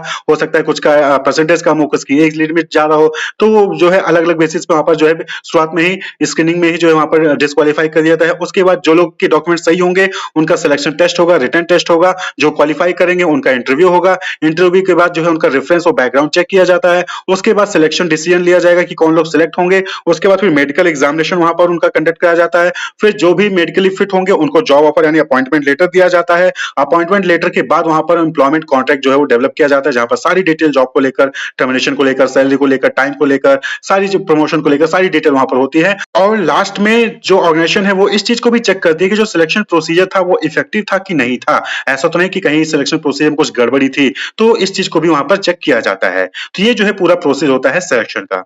Training and development. अब सपोज करिए कि कोई पर्सन है वो जो है ग्रेजुएशन कंप्लीट कर लेता है और उसके बाद जो है वो आर्मी में रिक्रूट होने के लिए जाता है, आर्मी में भर्ती होने के लिए जाता है। अब आर्मी में अगर वो सिपाही हवलदार की पोस्ट पे भर्ती होने जाता है तो वहाँ पे उसको जो है गन कैसे चलाया जाना है, क्योंकि बट ऑब्वियस होता है कि सिपाही है या फिर जो है हवलदार की पोस्ट पे भर्ती हो रहा है तो उसको जो है इन सब चीज़ों के बारे में पता होना चाहिए कि गन कैसे चलाया जाना है, टैंकर को कैसे ऑपरेट करना है, कैसे उसको जो है इक्विपमेंट्स को चलाना है, गन खराब हो गई तो उसको रिपेयर कैसे करना है। इन सारी चीज़ों से रिलेटेड उसको जो है वहाँ पे क्या दी जाती है, इंफॉर्मेशन दी जाती है। और ये जो इंफॉर्मेशन या एजुकेशन दी गई गन के बारे में, टैंकर्स के बारे में, बॉम्ब के बारे में, उसको हम क्या कहते हैं, ट्रेनिंग कहते हैं। उसको क्या कहते हैं, ट्रेनिंग। तो ट्रेनिंग किस चीज़ से कंसर्न है कि कैसे जो इक्विपमेंट्स हैं, कैसे जो मशीनरीज हैं, उसको कैसे आपको चलाना है, उसको कैसे आपको यूज़ करना है। क्लियर। वहीं पे अब दूसरा कैंडिडेट है वो जो है ग्रेजुएशन या फिर पीजी करके वो जो है आर्मी में ही जाता है, लेकिन वो कमांडिंग ऑफिसर की पोस्ट पे जाता है, यानी कि हाई लेवल की पोस्ट पे जाता है। तो वहाँ पे उसको जो है वहाँ पे उसका डेवलपमेंट किया जाता है। वहाँ पे उसको कैसे लीड करना है, कैसे एम्प्लॉय से काम करवाना है, कैसे मोटिवेट करना है एम्प्लॉय को, कैसे क्रिएटिव थिंकिंग करना है, डिसीजन मेकिंग कैसे करना है, ठीक है। इन सब चीज़ों से रिलेटेड उसको जो है नॉलेज दी जाती है। तो वहाँ पे हम उसको क्या कहते हैं, डेवलपमेंट। उसको क्या कहेंगे, डेवलपमेंट करना। तो देखिए ट्रेनिंग भी दी जाती है, ऐसा नहीं कि कमांडिंग ऑफिसर को गन चलाना नहीं आता, तो उनको जो है ट्रेनिंग के साथ साथ उनका डेवलपमेंट भी कराया जाता है, डेवलपमेंट भी उनका किया जाता है, जिससे कि वो क्रिएटिव थिंकिंग कर सकें, लीडरशिप कर सकें, मोटिवेट कर सकें, डिसीजन मेकिंग कर सकें। क्लियर। तो ट्रेनिंग और डेवलपमेंट में इतना ही डिफरेंस है। ट्रेनिंग जो है वो लोअर लेवल के एम्प्लॉयज़ के लिए होता है, वहीं पे जो डेवलपमेंट होता है वो टॉप लेवल या फिर मिडिल लेवल जो मैनेजर्स की पोस्ट पे होते हैं उनके लिए होता है। क्लियर। तो ये डिफरेंस क्लियर हुआ। तो ट्रेनिंग एंड डेवलपमेंट क्या हो गया, training and development refers to educational activities within a company created to enhance the knowledge and skills of employees while providing information and instructions on how to better perform a specific task। Clear. तो training और development क्या होता है कि जब किसी company के अंदर ही जो एम्प्लॉयज़ होते हैं उनको नॉलेज दी जाती है, उनका स्किल्स जो है इंप्रूव किया जाता है। कैसे इंप्रूव किया जाएगा, इंफॉर्मेशन प्रोवाइड करके या इंस्ट्रक्शंस देके कि कैसे किसी स्पेसिफिक टास्क को कंप्लीट करना है। तो वही चीज़ ट्रेनिंग एंड डेवलपमेंट कहलाता है। तो ये क्या हो गया, एक एजुकेशनल एक्टिविटीज़ हो गया। भाई आपको बताया तो जाता है, वहाँ पे जो है कोई ना कोई ट्रेनर होगा, वहाँ पे कोई ना कोई जो है स्पीकर होगा, वो आपको क्या करेगा, वो आपको बताएगा कि कैसे गन को चलाना है, कैसे रिपेयर करना है, कैसे आपको अलग अलग तरीके से सोचना है, कैसे आप मोटिवेट कर सकते हैं, कैसे आप लीडरशिप लीड कर सकते हैं। तो वहाँ पे क्या होता है, कोई ना कोई स्पीकर पर्सन होता है, कोई ट्रेनर होता है, वो आपको जो है एजुकेशनल एक्टिविटीज़ के जरिए आपको इन्फॉर्मेशन, आपको नॉलेज प्रोवाइड करता है। तो वही चीज़ क्या कहलाता है, ट्रेनिंग एंड डेवलपमेंट। तो इसको अलग अलग ऑथर ने डिफाइन किया है, जैसे अकॉर्डिंग टू एडविन बी फ्लिपो, इन्होंने क्या कहा, इन्होंने ट्रेनिंग को अलग डिफाइन किया और मैनेजमेंट एग्जीक्यूटिव डेवलपमेंट को अलग डिफाइन किया है। तो training is an act of increasing the knowledge and skills of an employee for doing a particular job. तो यहाँ पे क्या हो गया, लोअर लेवल, जो लोअर लेवल एम्प्लॉयज होते हैं वो क्या होते हैं, वो पर्टिकुलर जॉब परफॉर्म करते हैं। अकाउंटिंग में है तो अकाउंटिंग में सिर्फ वो ERP पे बैठ के अकाउंटिंग का काम करेगा। वहीं पे अगर वो मार्केटिंग में तो मार्केटिंग में अलग अलग शॉप पे जाएगा, वहाँ पे मार्केटिंग करेगा प्रोडक्ट की, तो उनको स्पेसिफिक जॉब परफॉर्म करना रहता है। तो वो जो एम्प्लॉय है वो अपना स्पेसिफिक जॉब अच्छे से परफॉर्म कर सके तो उसके लिए क्या प्रोवाइड किया जाता है, उसको नॉलेज और स्किल्स दिया जाता है और उसको क्या कहते हैं, ट्रेनिंग कहते हैं। तो ट्रेनिंग क्या हो गया, training is the act of increasing the knowledge and skills of an employee for doing a particular job. किसी पर्टिकुलर जॉब को अच्छे से करने के लिए जो एम्प्लॉय को नॉलेज और स्किल्स दी जाती है उसी को क्या कहते हैं, ट्रेनिंग कहते हैं। लेकिन वहीं पे एडविन बी फ्लिपो ने ही मैनेजमेंट डेवलपमेंट या फिर एग्जीक्यूटिव डेवलपमेंट को डिफाइन किया गया। उन्होंने क्या कहा कि मैनेजमेंट और executive development includes the process by which managers and executives acquire not only skills and competency in their present job but also capacities for future managerial task. तो यहाँ पे क्या हुआ कि यहाँ पे जो मैनेजमेंट डेवलपमेंट या फिर एग्जीक्यूटिव डेवलपमेंट है, यहाँ पे सिर्फ जो है करंट जॉब से रिलेटेड जो है उनको स्किल्स से कॉम्पिटेंसी नहीं दी जाती, बल्कि जो मैनेजरियल टास्क है उसको कैसे जो है सही तरीके से परफॉर्म किया जा सके उससे रिलेटेड उनका डेवलपमेंट किया जाता है कि उनको जो है लीडरशिप कैसे करना है, उनको मोटिवेट कैसे करना है, उनको प्लानिंग कैसे करना है, उनको डिसीजन मेकिंग कैसे करना है। इन सारी चीज़ों से रिलेटेड जो है वहाँ पे उनको जो है डेवलपमेंट किया जाता है उनका। तो डेवलपमेंट और ट्रेनिंग में इतना ही डिफरेंस है। ट्रेनिंग जो है पर्टिकुलर जॉब को, मशीनरी को कैसे ऑपरेट करना है, कैसे टास्क को परफॉर्म करना है, उससे रिलेटेड जो है वहाँ पे नॉलेज और स्किल्स दी जाती है। वहीं पे मैनेजमेंट या एग्जीक्यूटिव डेवलपमेंट में खासकर मैनेजर्स को ट्रेनिंग दी जाती है, डेवलपमेंट किया जाता है कि कैसे उनको डिसीजन मेकिंग और डिफरेंट डिफरेंट जो मैनेजमेंट टास्क होते हैं उसको कैसे परफॉर्म करना है, सक्सेसफुली कैसे उसको परफॉर्म करना है। तो ट्रेनिंग क्या हो गया, training is a short term reactive process meant for operative and process while development is designed continuous proactive process meant for executive। तो ट्रेनिंग क्या हो गया, शॉर्ट टर्म प्रोसेस है जहां पे ऑपरेटिव जो काम होते हैं उनके लिए जो है ये ट्रेनिंग दी जाती है। जाती है। वहीं पे डेवलपमेंट क्या हो गया, कंटिन्यूअस प्रोएक्टिव प्रोसेस है। यहाँ पे प्रोएक्टिव है यानी कि यहाँ पे जो काम आ गया उसके बाद जो है ट्रेनिंग नहीं जाती यहाँ पे, बल्कि प्रोएक्टिव पहले से ही तैयार कर लिया जाता है एम्प्लॉयज़ को कि जैसे आगे चल के वो डिसीजन मेकिंग कर सकें, आगे चल के वो अच्छे से लीड कर सकें, सुपरवाइज कर सकें। In training employees aim is to develop additional skill and in development it is to develop a total personality.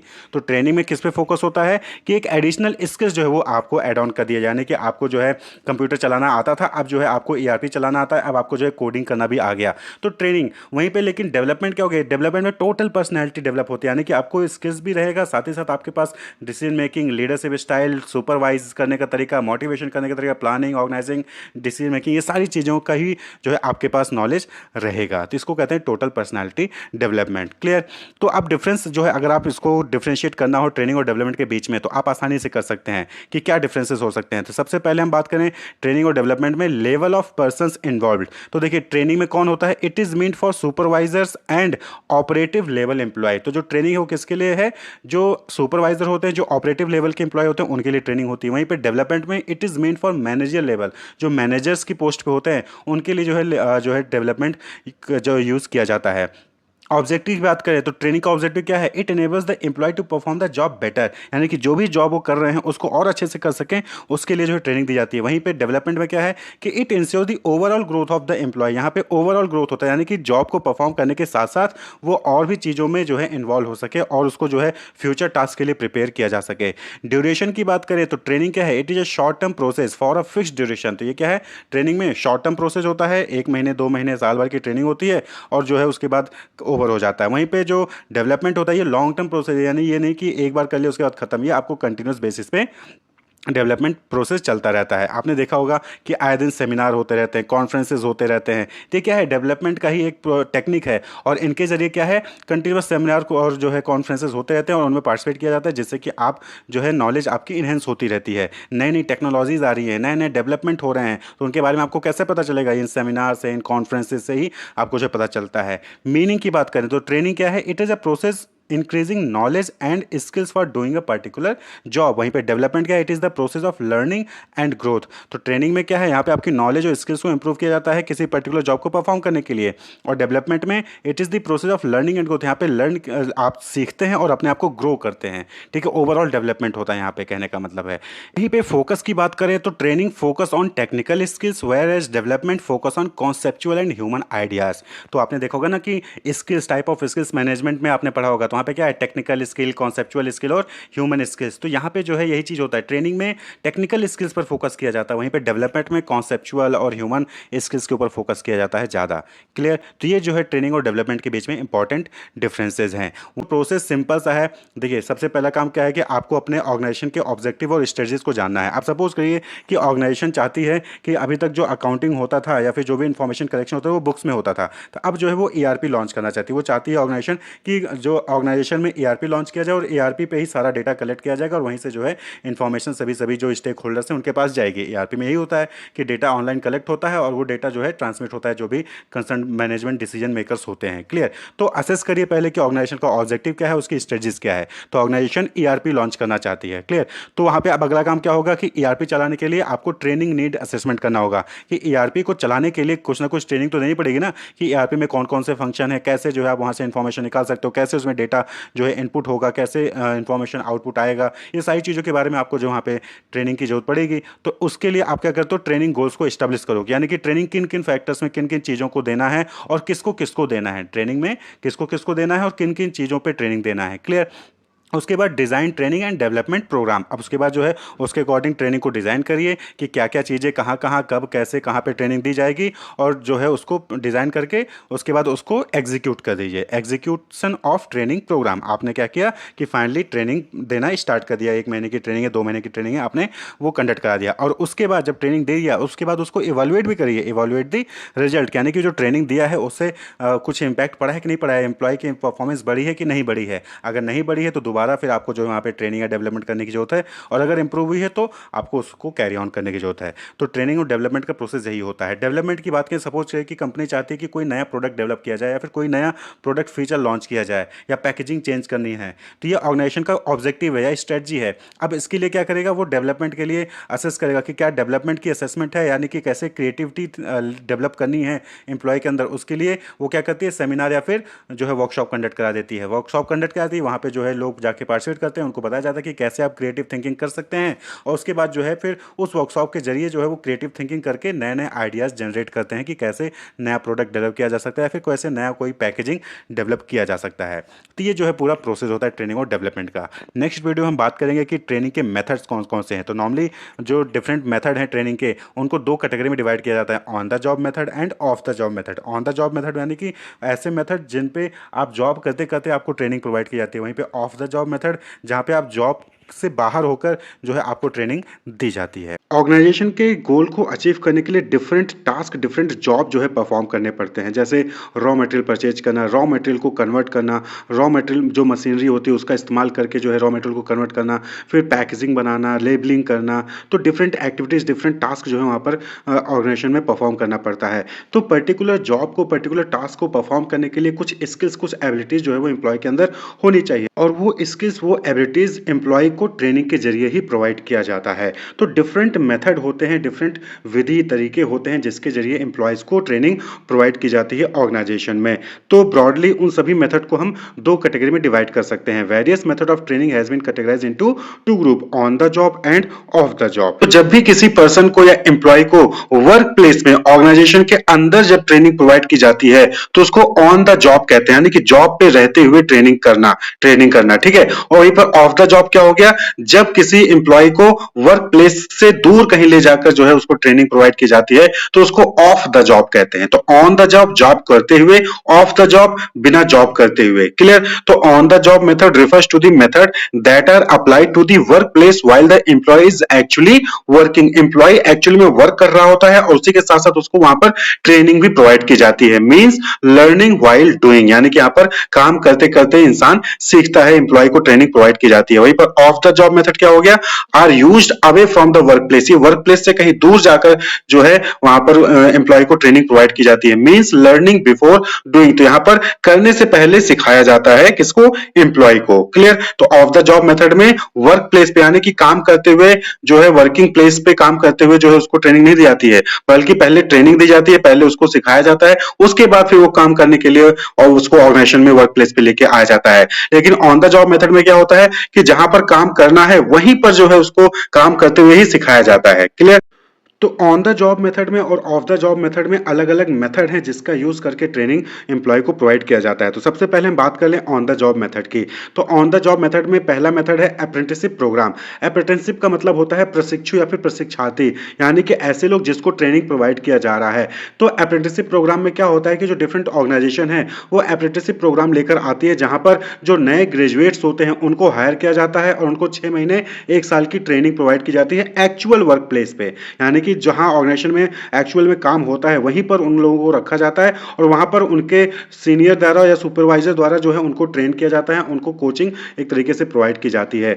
A person who works for low pay in order to learn the skills needed in a particular job. तो apprenticeship programme में क्या होता है कि यहाँ पर उनको stipend भी दी जाती है, यानी कि 6 महीने का या फिर 1 साल का अगर अप्रेंटिसशिप प्रोग्राम है तो वहां पर उनको उसके बदले स्टाइपेंड मिलेगा। लेकिन ये स्टाइपेंड क्या होता है, वो सैलरी से बहुत कम होता है। यानी कि सपोज करिए कि किसी पोस्ट की जो सैलरी है वो 30,000 है और एज ए अप्रेंटिसशिप आपने ज्वाइन किया हो तो वहां पर आपको खाली हो सकता है कि 7,000 या 10,000 ही रुपए वहां पर मिल रहा होगा। तो यहाँ पर क्या होता है कि कम पैसे में यहाँ पर एम्प्लॉय को जॉब ट्रेनिंग वहां पर प्रोवाइड की जाती है। तो a person who work for low pay, तो अप्रेंटिसशिप का मतलब क्या होता है कि a person who work for low pay in order to learn the skill needed in a particular job. तो किसी जॉब को परफॉर्म करने के लिए जो भी स्किल चाहिए उसको सीखने के लिए ऑर्गेनाइजेशन में जाके जब कोई पर्सन कम पैसे में ट्रेनिंग लेता है तो उसी को अप्रेंटिस कहते हैं। क्लियर? तो अप्रेंटिसशिप प्रोग्राम क्या हो गया? Apprenticeship programme put the trainee under the guidance of a master worker. तो ऑर्गेनाइजेशन में कोई ऑलरेडी जो है वहां पर सीनियर मैनेजर या फिर हो सकता है सुपरवाइजर होगा, जिसको ऑलरेडी उस जॉब की, उस स्किल्स की नॉलेज होती है। उसके अंदर जो है नए ग्रेजुएट्स को रखा जाता है और उनको जो है उसके जरिए ट्रेनिंग प्रोवाइड की जाती है। जैसे कि प्लम्बर, इलेक्ट्रीशियन, आयरन वर्कर, ये सब क्या है यहाँ पे देखेंगे तो पहले ये जो लोग एक्सपर्ट होते हैं उनके अंदर ये लोग जाते हैं, नए नए लोग, और वो सीखते हैं और उसके बाद फिर वो जो अपना दुकान अपना या फिर अपना खुद का बिजनेस स्टार्ट कर देते हैं। तो spend a prescribed amount of time working with an experience guide और ट्रेनर। तो अप्रेंटिसशिप प्रोग्राम में क्या होता है कि जो एक्सपीरियंस्ड वर्कर होते हैं, जो एक्सपीरियंस गाइड होते हैं, ट्रेनर होते हैं, उनके अंदर ये जो नए ग्रेजुएट्स होते हैं उनको जो है कुछ समय के लिए रखा जाता है और वहाँ उनके अंदर जो है ट्रेनिंग प्रोवाइड की जाती है। तो स्लो लर्नर्स में रिक्वायर एडिशनल ट्रेनिंग। तो यहाँ पर क्या होता है कि प्रिस्क्राइब टाइम होता है कि 6 महीने या 1 साल की जो यहाँ पर आपको ट्रेनिंग प्रोवाइड की जाएगी।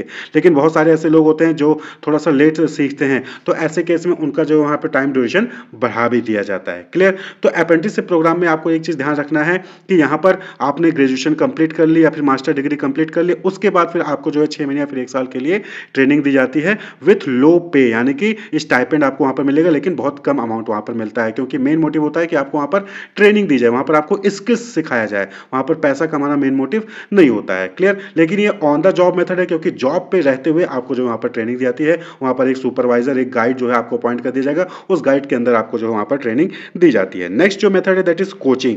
नाम से क्लियर है, जैसे क्रिकेट में आप देखते होंगे कि कोच अपॉइंट किया जाता है, वो कोच जो है बॉलर को बॉलिंग सिखा रहे हैं, बैटर को बैटिंग सिखा रहे हैं, फील्डर को फील्डिंग सिखा रहे होते हैं। तो ये भी क्या हो गया? ये भी ऑन द जॉब मेथड हो गया। तो कोचिंग में क्या होता है कि ऑर्गेनाइजेशन में सुपरवाइजर या फिर गाइड होगा और जो एक्सपीरियंस पर्सन होगा वो जो है गाइड करेगा एम्प्लॉय को कि कैसे क्या काम परफॉर्म करना है। तो ये भी ऑन द जॉब पे रहते हुए ही ये कोचिंग प्रोवाइड की जाती है। तो in this method the superior और manager guides and instruct the trainee as a coach. तो यहाँ पर जो ट्रेनी होता है, जिसको ट्रेनिंग प्रोवाइड की जा रही है, उसको एज अ कोच जो है सुपरवाइजर या फिर जो मैनेजर होते हैं वो गाइड करते हैं, इंस्ट्रक्शंस देते हैं कि ऐसा नहीं ऐसा करो, वैसा नहीं ऐसा करो। क्लियर? तो जॉब करते वक्त ही ये जो है ये ट्रेनिंग प्रोवाइड की जाती है। द कोच और counsellor sets mutually agreed upon goals, suggest how to achieve these goals, periodically review the trainees progress and suggest changes required in behavior and performance। तो जो कोच होता है और जो ट्रेनी होता है वो जो है ऑलरेडी अपना गोल सेट कर लेते हैं और फिर कैसे कैसे उस गोल को अचीव करना है वो ट्रेनर कोच जो है वो बताता है,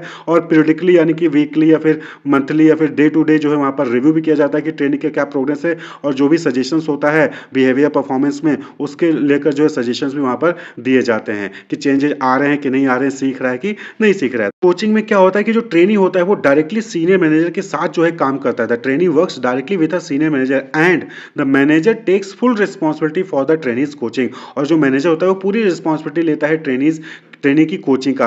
बहुत बार आपने देखा होगा कि क्रिकेट मैच में अगर पूरी टीम मैच हार जाती है, पूरी टीम की परफॉर्मेंस खराब होती है, तो उस केस में कोच जो है वो रिजाइन कर देता है, यानी कि कोच वो रिस्पांसिबिलिटी लेता है कि हाँ उसने सही से कोचिंग नहीं दी और वो जो है उस टीम की हार का रिस्पॉन्सिबल है। तो इस केस में कोच जो है रिजाइन कर देता है, यानी कि मैनेजर जो होता है, यानी जो कोच होता है, वो पूरी रिस्पॉन्सिबिलिटी लेता है ट्रेनी की कोचिंग का। Classically the trainee is being groomed to replace the senior manager and relieve him from some of his duty. Normally ये जो कोचिंग मेथड है इसका यूज इसलिए होता है जिससे कि जो सीनियर मैनेजर है उसके कुछ काम को जो है वहां पर डेलीगेट किया जा सके, जिससे कि सीनियर मैनेजर को रिलीव किया जा सके। तो जैसे मेरे पास बहुत सारा काम है, मैं किसी पोस्ट पे हूं और मैं सीनियर मैनेजर हूं, मेरे पास बहुत सारा काम है, तो मैं क्या करूंगा कि जो नए ग्रेजुएट्स आए हैं उनमें से किसी को अपने अंडर ऐसा जो है ट्रेनी रख लूंगा और उसको अपने कुछ काम में से उसको सिखाऊंगा। फिर अपना काम जब वो सीख जाएगा तो अपना काम उसको हैंड ओवर कर दूंगा, तो जिससे मैं फ्री हो जाऊंगा और मैं जो है किसी और काम पर फोकस कर सकूंगा। तो नॉर्मली इस पर्पज के लिए कोचिंग जो है मेथड यूज होता है। नेक्स्ट जो मेथड है ऑन द जॉब ट्रेनिंग का, दैट इज इंटर्नशिप ट्रेनिंग। तो इंटर्नशिप ट्रेनिंग आपने देखा होगा, जब आप अगर आप क्लास 12th में हैं तो जब आप बीकॉम या फिर बीबीए करने जाएंगे तो वहां पर आपको जो है 6 महीने का, 2 हफ्ते का, 4 हफ्ते का जो है वहां पर आपको इंटर्नशिप प्रोग्राम करना पड़ता है, यानी कि आप पढ़ाई के साथ साथ ट्रेनिंग करते हो। अप्रेंटिसशिप प्रोग्राम में देखिएगा डिफरेंस क्या है कि जो अप्रेंटिसशिप प्रोग्राम है वहां पर आपने कोर्स कंप्लीट कर लिया, उसके बाद जो है 6 महीने या फिर 1 साल का जो है वहां पर ट्रेनिंग लेते हो। और इंटर्नशिप प्रोग्राम में क्या है कि यहां पर आप जो है पढ़ाई करते करते जो है आप ट्रेनिंग लेते हो। क्लियर? तो it is a joint programme of training in which educational institution and business firm cooperate. यहां पर क्या होता है कि जो कॉलेज होता है, जो एजुकेशनल इंस्टीट्यूट होता है, वो डिफरेंट बिजनेस ऑर्गेनाइजेशन से कोऑपरेट करते हैं, और स्टूडेंट जब अपना कोर्स कर रहा होता है उसी बीच में जो है वहां पर 6 महीने का जो है या फिर 4 हफ्ते का जो वहां पर स्टूडेंट्स को ट्रेनिंग प्रोवाइड किया जाता है उस बिजनेस ऑर्गेनाइजेशन में। तो selected candidates carry on regular studies for the prescribed period. They also work in some factory और office to acquire practical knowledge and skills. तो ये इंटर्नशिप प्रोग्राम जो है आप एमबीए में देखेंगे, बीबीए में देखेंगे, बीकॉम में देखेंगे, तो वहां पर 4 हफ्ते का 3 हफ्ते का जो है इंटर्नशिप प्रोग्राम करना होता है। यानी कि किसी ऑर्गेनाइजेशन में जाना होगा, वहां पर जो है आपको पर्टिकुलर अपने स्पेशलाइजेशन से रिलेटेड या फिर अपने सब्जेक्ट से रिलेटेड ट्रेनिंग करनी होगी और आपको एक रिपोर्ट भी वहां पर बनाना होता है। तो इसको कहते हैं इंटर्नशिप ट्रेनिंग। तो इंटर्नशिप ट्रेनिंग नॉर्मली जो है ये कहीं कहीं पर पेड भी होता है और कहीं कहीं पर नॉन पेड होता है, यानी कि आपको जो है फ्री में करना होगा, आपको कोई पैसा नहीं मिलेगा। और कुछ अच्छी कंपनीज होती है जहां पर आपको स्टाइपेंड भी प्रोवाइड करती है। तो इंटर्नशिप प्रोग्राम, तो इंटर्नशिप प्रोग्राम पढ़ाई के साथ साथ होता है। 3 हफ्ते, 4 हफ्ते या फिर 6 महीने का जो है वहां पर ट्रेनिंग प्रोग्राम होता है। आपको जो है किसी बिजनेस ऑर्गेनाइजेशन में जाकर आपको ट्रेनिंग करनी पड़ेगी और रिपोर्ट बनाना होता है कि आपने क्या सीखा, पूरा वहां पर प्रेजेंटेशन देना होता है वापस आकर कॉलेज में, अपने इंस्टीट्यूट में। क्लियर। नेक्स्ट जो मेथड है दैट इज जॉब रोटेशन। नाम से क्लियर है कि यहां पर क्या होता है कि सपोज करिए कि कोई पर्सन है, वो as a marketing manager work कर रहा है, तो अब उसके पास मार्केटिंग की नॉलेज पूरी हो गई, तो अब क्या किया जाएगा कि उसको उसके पोजीशन से हटाकर अब जो है उसको किसी दूसरे पोजीशन पर रख दिया जाएगा। वो अभी तक मार्केटिंग मैनेजर के रूप में काम करता था, अब हो सकता है उसको फाइनेंस डिपार्टमेंट में रख दिया जाए, अकाउंटिंग डिपार्टमेंट में रख दिया जाए, जिससे कि उसको मार्केटिंग के साथ साथ अकाउंटिंग की नॉलेज भी हो जाए। या हो सकता है उसको एचआर मैनेजर बना दिया जाए, फिर एचआर डिपार्टमेंट में रख दिया जाए, या फिर हो सकता है उसको प्रोडक्शन डिपार्टमेंट में रख दिया जाए। तो जॉब रोटेशन, यानी कि यहाँ पर क्या होता है कि एम्प्लॉय की जो जॉब है उसको रोटेट किया जा रहा है। यानी आज जो है 1 साल तक उसने मार्केटिंग डिपार्टमेंट में काम किया, अब जो है अगले साल हो सकता है वो एचआर डिपार्टमेंट में काम करे, फिर उसके बाद जो है उसको प्रोडक्शन डिपार्टमेंट में काम कर दिया जाए। तो इससे क्या होगा कि इससे उस एम्प्लॉय को अलग अलग डिपार्टमेंट की नॉलेज होगी, अलग अलग डिपार्टमेंट में कैसे फंक्शन परफॉर्म होते हैं उसकी नॉलेज होगी, उसकी स्किल्स जो है उसको एक्वायर होंगे। तो it involves shifting the trainee from one department to another और from one job to another. तो यहाँ पर क्या होता है, एक जॉब से दूसरे जॉब पे ट्रांसफर किया जा रहा है या फिर एक डिपार्टमेंट से दूसरे डिपार्टमेंट में ट्रांसफर किया जा रहा है। फॉर एग्जांपल आप समझिए कि आपके स्कूल में, आपके कॉलेज में जो फैकल्टी हैं उनको पहले जो है मार्केटिंग सब्जेक्ट पढ़ाने के लिए दे दिया गया, उसके बाद जो है अगले सेमेस्टर में फाइनेंस पढ़ाने के लिए दे दिया गया। तो इस तरीके से जॉब को रोटेट किया जा रहा है, जिससे कि उनको मार्केटिंग की भी नॉलेज हो, मार्केटिंग सब्जेक्ट पढ़ा सके, वो फाइनेंस सब्जेक्ट भी पढ़ा सके अगर जरूरत पड़े तो, और वहीं पर अगर जरूरत पड़े तो स्टैटिस्टिक्स और फिर मैथ सब्जेक्ट भी पढ़ा सके। तो इसके लिए ये जो है ये जॉब रोटेशन मेथड यहां पर यूज किया जाता है। This enables the trainee to gain a broader understanding of all part of the business and how the business organisation as a whole functions. तो इस मेथड के जरिए क्या होता है कि इस मेथड के जरिए मेन कोशिश ये होता है कि जो ट्रेनी है उसको सभी जो है बिजनेस के सभी पार्ट्स के बारे में नॉलेज हो, यानी कि बिजनेस किस तरीके से रन करता है, बिजनेस में कौन कौन से फंक्शंस है, कौन कौन सी एक्टिविटी है जो परफॉर्म किया जाता है, उन सभी चीजों के बारे में नॉलेज हो। तो इसके लिए जो है यहाँ पर जॉब रोटेशन मेथड यूज किया जाता है। तो कभी वो काम कर रहा है, कभी दूसरा काम कर रहा है, कभी तीसरा काम कर रहा है। तो job rotation allows trainees to interact with other employees facilitating future cooperation among department. तो जॉब रोटेशन से क्या होता है कि आज वो मार्केटिंग डिपार्टमेंट था, कल वो फाइनेंस डिपार्टमेंट में काम करने लग गया, तो अब वो मार्केटिंग डिपार्टमेंट के सभी एम्प्लॉय से इंटरेक्ट करता था, अब वो फाइनेंस डिपार्टमेंट के भी एम्प्लॉय से इंटरेक्ट करेगा। तो इससे क्या होगा, इससे कोऑपरेशन जो है वो डेवलप होगा डिफरेंट डिपार्टमेंट्स के बीच में। तो जॉब रोटेशन भी जो है एक मेथड है जिसके जरिए एम्प्लॉय को यानी ट्रेनी को जो है वहां पर एक्स्ट्रा स्किल्स और एबिलिटीज जो है प्रोवाइड की जाती हैं। तो ये बात हो गई ऑन द जॉब मेथड की। कौन कौन सी हो गई, पहला अप्रेंटिसशिप प्रोग्राम हो गया जहां पर जो है एम्प्लॉयज अपना कोर्स कंप्लीट करता है, उसके बाद जो 6 महीने का 1 साल का जो है ट्रेनिंग करता है किसी ऑर्गेनाइजेशन में, और वहां पर उसको स्टाइपेंड मिलता है, वहां पर उसको एक गाइड अलॉट होगा और ट्रेनर अलॉट होगा, उस गाइड के अंदर जो है वो ट्रेनिंग लेता है। फिर कोचिंग हो गया, कोचिंग भी ऑन द जॉब मेथड हो गया जहां पर एक कोच अपॉइंट किया जाता है और वो कोच जो है पर्टिकुलर स्किल्स या फिर जो है इंस्ट्रक्शंस या फिर गाइड वो प्रोवाइड करता है ट्रेनी को।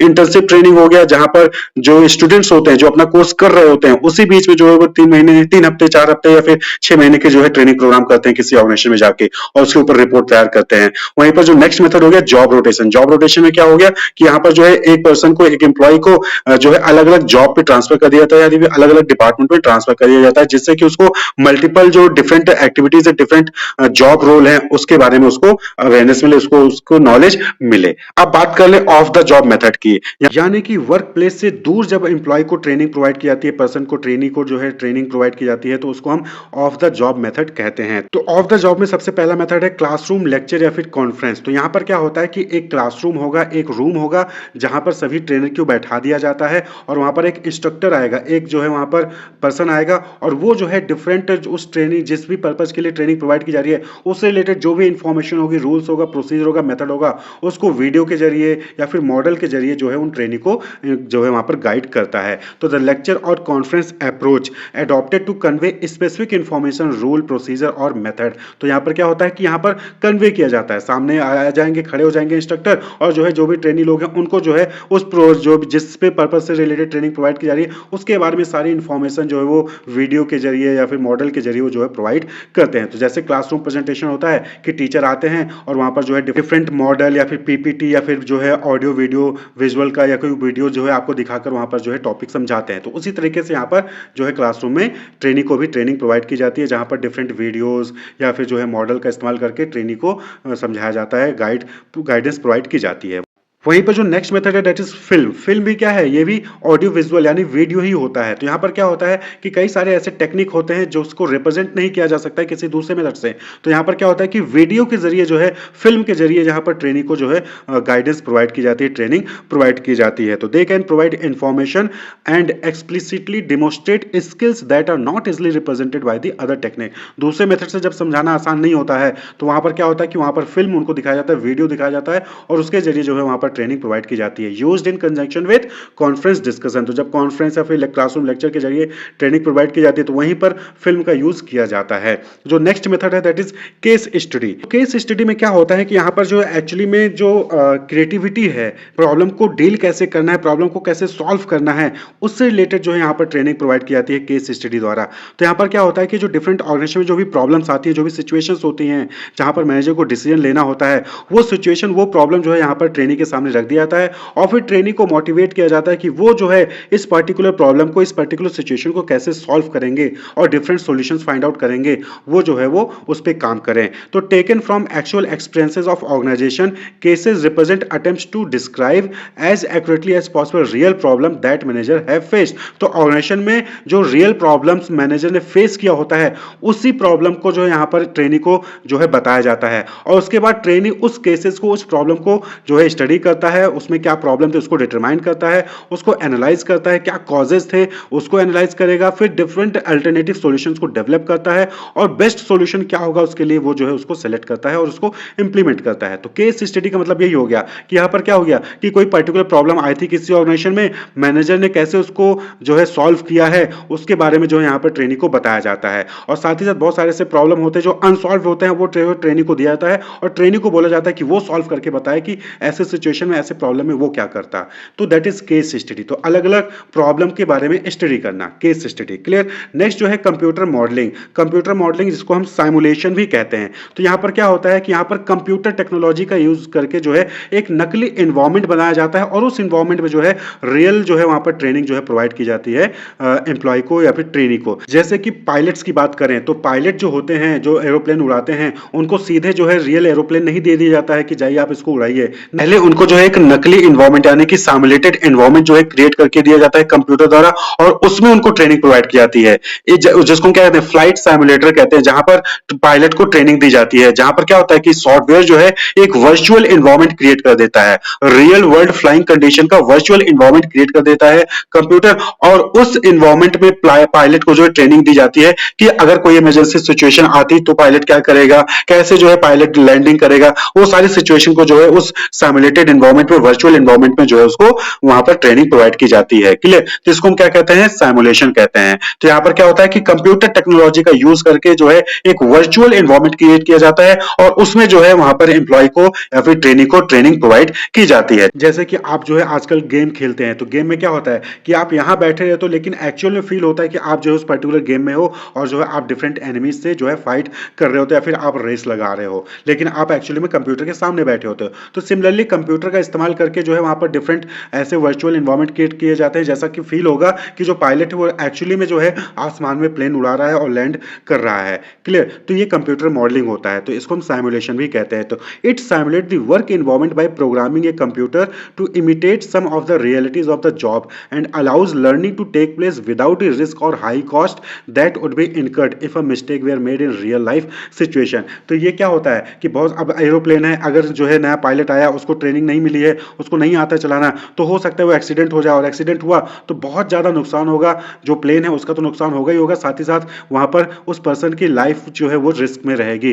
तो ऐसे केस में क्या होता है कि पहले प्रोग्राम का यूज़ करके, कंप्यूटर सॉफ्टवेयर का यूज़ करके वर्चुअल एनवायरनमेंट क्रिएट किया जाता है और उस वर्चुअल एनवायरनमेंट में जो है उस पर्सन को जो है ट्रेनिंग प्रोवाइड की जाती है, जिससे कि जो भी चीज़ें हैं वो सारी चीज़ें पहले वो वहाँ पर सीख ले, उसके बाद फिर जो है उसको जो है रियल ग्राउंड में जो है वहाँ पर उसको ट्रेनिंग प्रोवाइड की जाती है, रियल ग्राउंड में उसको जो उतारा जाता है। इसी तरीके से एक और मेथड है that is vestibule training. Vestibule का मतलब होता है प्रकोष्ठ, यानी कि यहाँ पर भी क्या होता है कि एक रूम होता है, यहाँ पर भी क्या होगा, एक रूम होगा, लेकिन उस रूम में रियल एनवायरमेंट में जो चीजें होती है, रियल वर्क प्लेस पे जो चीजें इस्तेमाल होती है, वो सारी वहां पर जो है रखी जाएंगी और उसका इस्तेमाल करके जो है वहां पर ट्रेनिंग प्रोवाइड किया जाता है। तो वेस्टिब्यूल ट्रेनिंग है, रियल वर्क प्लेस पे जो है वहां पर आपको ट्रेनिंग नहीं प्रोवाइड की जा रही है, लेकिन रियल वर्क प्लेस पे जो सामान इस्तेमाल किया जाता है उस सामान पे जो है आपको यहाँ पर ट्रेनिंग प्रोवाइड की जाएगी कहीं और पे। तो a duplicate environment is created with real equipment where trainee learn the skills, employees learn their job on the equipment they will be using, but the training is conducted away from the actual work flow. यानी कि जो employ हैं वो उसी equipment पे सीखेंगे जिस equipment का इस्तेमाल वर्क प्लेस पे करने वाले हैं, लेकिन कहीं और एक्चुअल वर्क प्लेस पे वो जो है उस इक्विपमेंट में काम नहीं करेंगे। Actual work environment are created in a classroom and employees use the same material, files and equipment. तो जो एक्चुअल वर्क एनवायरमेंट है वो किसी क्लासरूम में जो है या किसी रूम में जो क्रिएट कर दिया जाएगा और एम्प्लॉय जो है वहां पर उस मटेरियल, फाइल और इक्विपमेंट का इस्तेमाल करके जो है वो सीखता है। क्लियर? जैसे कि आपने देखा होगा जो शेफ होते हैं, जो खाना बनाने वाले होते हैं, उनको जो है एक अलग से किचन दे दिया जाएगा, वहां पर सारा मटेरियल दे दिया जाएगा और वहां पर जो है डिफरेंट डिफरेंट खाना बनाकर दिखाते हैं। जो है सीधे ये नहीं कि उन्होंने बनाया और सीधे जो है वहां पर कस्टमर को दे देता, नहीं, पहले उनको प्रोवाइड किया जाता है। तो उनका एक किचन एनवायरमेंट होगा, वहां पर सभी एक्चुअल में सब्जियां होंगी, एक्चुअल में जो वहां पर जो है सारे यूटेंसिल्स होंगे, उसका इस्तेमाल करके वो जो है खाना बनाते हैं। इसी तरीके से मिलिट्री ट्रेनिंग में देखिए तो वहां पर क्या होता है कि वहां पर जो है रियल गन दिया जाता है उनको ट्रेनिंग प्रोवाइड करने के लिए कि निशाना लगाना है तो वहां पर रियल गन दिया जाएगा, लेकिन जिसपे निशाना लगाना है वो एक्चुअल में एनिमी नहीं होता है। वो वहां पर क्या होगा कि बोरी का बना दिया गया है, एक नकली आदमी या फिर कार्डबोर्ड का वहां पर जो है आदमी बना दिया गया है, उस पे जो है उनको निशाना लगाना होता है। तो ये वेस्टिब्यूल ट्रेनिंग हो गया। रियल इक्विपमेंट के साथ काम करेंगे, लेकिन जो एक्चुअल वर्क प्लेस है वहां से कहीं दूर जाके वो काम करते हैं। इसी तरीके से जो एस्ट्रोनॉट होते हैं तो उनको जो ट्रेनिंग प्रोवाइड की जाती है कि वो ऊपर जाकर जब अंतरिक्ष में जाएंगे तो वहां पर जो है कैसे छोटे से कैप्सूल में जो है उनको रहना है, तो उसके लिए जो है पहले यहीं पर अर्थ पे जो है उनको एक छोटा सा कैप्सूल बनाकर उसमें जो है रियल एनवायरमेंट क्रिएट करके वहां पर जो है उनको रहना सिखाया जाता है। तो that is vestibule training. Clear? तो वेस्टिब्यूल ट्रेनिंग क्या हो गया? रियल इक्विपमेंट, रियल मटेरियल के साथ जो है उनको ट्रेनिंग दी जाती है, लेकिन वर्क प्लेस से दूर। क्लियर? नेक्स्ट जो मेथड है दैट इज प्रोग्राम इंस्ट्रक्शन। तो यहां पर क्या होता है कि जो भी इंस्ट्रक्शंस जो है ट्रेनिंग को प्रोवाइड करनी है, जो भी इंफॉर्मेशन ट्रेनिंग को प्रोवाइड करनी है, उसको पहले जो है मीनिंगफुल यूनिट्स में, छोटे छोटे यूनिट्स में डिवाइड किया जाता है और उसको इस तरीके से अरेंज किया जाता है कि जिससे जो है वो आपस में कनेक्टेड रहे। और पहले आसान चीजों को रखा जाता है, फिर जो है कॉम्प्लेक्स चीजों को जो वहां पर रखा जाता है। तो जैसे कि आप अपना टेक्स्ट बुक देखेंगे, अपने बुक को देखेंगे, तो ये बिजनेस स्टडीज सब्जेक्ट है, तो पहले जो है यहाँ पर आपको जो है अलग अलग यूनिट में 10-11 यूनिट में जो है पूरे बिजनेस स्टडीज को डिवाइड कर दिया गया है और फिर जो है सबसे पहले इजी चैप्टर्स को रखा गया, फिर आगे जाके कॉम्प्लेक्स यूनिट्स को जो है उसको रखा गया है। क्लियर? तो ये प्रोग्राम इंस्ट्रक्शन इसी को कहते हैं। यानी कि यहाँ पर क्या होता है कि यहाँ पर जो है कहीं ना कहीं रिटन फॉर्म में या फिर वीडियो के फॉर्म में या फिर मशीन के फॉर्म में जो है यहाँ पर इंस्ट्रक्शन जो है प्रोवाइड कर दिया जाता है ट्रेनी को, और ट्रेनी जो है उसको पढ़ के, उसको देखकर खुद जो है यहाँ पर सीखता है। तो the trainee goes through these units by answering questions और फिलिंग द ब्लैंक्स। तो यहाँ पर क्या होता है कि पहला यूनिट ट्रेनी ने पढ़ा, पहला यूनिट पढ़ने के बाद उससे क्वेश्चंस पूछे जाएंगे। अगर वो पहला यूनिट जो है कंप्लीट कर लेता है सक्सेसफुली, सभी आंसर को दे देता है, तो फिर जो है नेक्स्ट यूनिट पे जो है उसको भेजा जाता है। क्लियर? तो ये प्रोग्राम इंस्ट्रक्शन कहलाता है। तो एग्जांपल के तौर पे हमने बताया टेक्स्ट बुक, वर्कबुक या क्रॉसवर्ड, टीचिंग मशीन, ये सब जो है प्रोग्राम इंस्ट्रक्शंस होते हैं। जैसे कि आजकल जो है ऑनलाइन टीचिंग में आप देखेंगे तो वहां पर क्या होता है कि वहां पर कोई सामने से लाइव क्लासेस नहीं चलती हैं, तो वहां पर आप जाएंगे, जो स्वयं पोर्टल है, तो वहां पर जो है 15-20 वीडियो आपको जो है वहां पर दे दिया जाएगा। तो पहला वीडियो आपने देखा, उसको सीखा, उसके बाद फिर आपसे क्वेश्चन पूछा जाएगा। अगर आपने सभी क्वेश्चन का आंसर दे दिया तो फिर आप दूसरा वीडियो देख पाएंगे, दूसरा वीडियो देखा, उसके क्वेश्चन के आंसर दिए, फिर जो है अगर आप पास हो गए तो फिर तीसरा वीडियो आज जो यहाँ पर देखने को पाते हैं। तो ये प्रोग्राम इंस्ट्रक्शन हो गया। इसी तरीके से आरएम का कोई कोर्स है, रिसर्च मेथोडोलॉजी का कोई कोर्स करना है, या फिर आप जो है पर्टिकुलर कोई जो है स्किल्स अचीव करना चाहते हैं, उस स्किल से रिलेटेड आप कोई कोर्स करना चाहते हो, तो उस कोर्स में जितने भी वीडियोस हैं उसको आपको देखना होगा। देखने के बाद आपको क्वेश्चन आंसर अटेम्प्ट करने होंगे। अगर आप क्वेश्चन आंसर अटेम्प्ट करते हो, पास हो जाते हो, तो फिर वहां पर आपको जो है सर्टिफिकेट मिलेगा। तो दैट इज प्रोग्राम इंस्ट्रक्शन। यानी कि यहाँ पर पहले से ही सभी इंस्ट्रक्शन, सभी इंफॉर्मेशन को अरेंज कर लिया जाता है और जो है वहां पर जो है उसका वीडियो उसको टेक्स्ट बुक के फॉर्म में जो है ट्रेनी को दे दिया जाता है। ट्रेनी उसको पढ़ेगा, उसके बाद उसका एग्जामिनेशन होगा और अगर वो पास हो जाता है तो ये माना जाता है कि हाँ, उस ट्रेनी को जो है पर्टिकुलर स्किल, पर्टिकुलर नॉलेज मिल चुकी है जिसके लिए जो है वो ट्रेनिंग ले रहा था। जैसे कि आप जो है कॉमर्स पढ़ते हो, तो कॉमर्स के सब्जेक्ट्स पढ़ते हो, उसके बाद फिर आपका एग्ज़ामिनेशन होता है और जब आप पास हो जाते हो तो ये माना जाता है कि हाँ, आपको कॉमर्स की नॉलेज हो गई है। क्लियर? तो दैट इज़ प्रोग्राम्ड इंस्ट्रक्शन। तो यहाँ पर आप देखें, समराइज़ करें, ट्रेनिंग मेथड को 2 कैटेगरी में डिवाइड किया जा सकता है, ऑन द जॉब मेथड और off the job method. On the job method में 4 मेथड है, apprenticeship programme, coaching, internship programme, job rotation. वहीं पर ऑफ द जॉब मेथड में क्लासरूम लेक्चर, जिसको हम कॉन्फ्रेंस भी कहते हैं, film, case study, computer modelling, जिसको हम सिमुलेशन भी कहते हैं, वेस्टिबुलर ट्रेनिंग और प्रोग्राम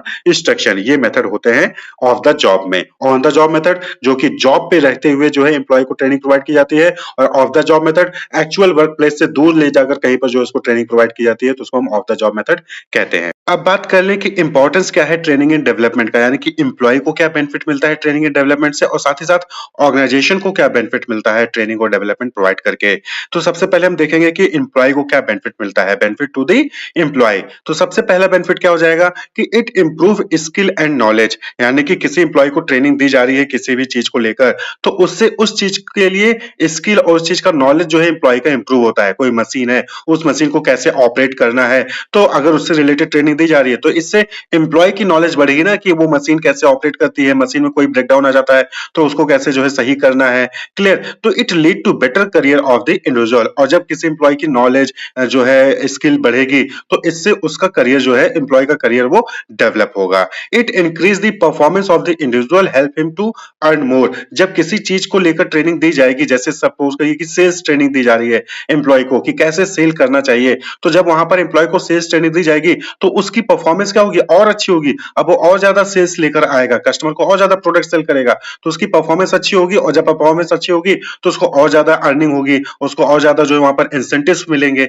तो परफॉर्मेंस इंक्रीज होगी और जिसकी वजह से अर्निंग जो है वो एम्प्लॉय की इंक्रीज होती है। Training makes the employee more efficient to handle machines, thus less prone to accident. अब मशीन को कैसे ऑपरेट करना है, जो वहां पर कोई भी इक्विपमेंट्स है वो कैसे इस्तेमाल करने हैं, जब उसकी प्रॉपर ट्रेनिंग एम्प्लॉय को वहां पर दी जाती है तो ऐसे में कोई भी एक्सीडेंट होने का खतरा वहां पर नहीं होता है। आपने अक्सर देखा होगा कि मशीन पर काम करते हुए किसी का एक्सीडेंट हो जाता है, किसी का पैर कट जा रहा है, हाथ कट जा रहा है, तो ऐसे में अगर प्रॉपर ट्रेनिंग वहां पर मिलेगी एम्प्लॉय को तो उससे एक्सीडेंट होने का खतरा वहां पर नहीं रहेगा, यानी कि एम्प्लॉय सेफ रहेगा। तो ये भी जो है बेनिफिट है एम्प्लॉय को। इसी तरीके से training increase the satisfaction and moral of employees, but obvious बात है कि एम्प्लॉय की नॉलेज इंक्रीज हो रही है, स्किल्स इंक्रीज हो रही है, उसकी परफॉर्मेंस बेटर हो रही है, उसको ज्यादा इंसेंटिव मिल रहा है, वो जो है एक्सीडेंट होने का खतरा उसका कम हो जाता है, तो ऐसे में एम्प्लॉय सेटिस्फाई भी रहेगा, उसका मोरल जो है इंप्रूव होगा और ऐसे में वो काम करने में उसको अच्छा भी लगेगा। तो ये कुछ बेनिफिट हो गए एम्प्लॉय के लिए। अब बात कर ले कि बेनिफिट क्या है ऑर्गेनाइजेशन के लिए, यानी कि ऑर्गेनाइजेशन ही तो है जो ट्रेनिंग और डेवलपमेंट प्रोवाइड कर रही है एम्प्लॉय के लिए,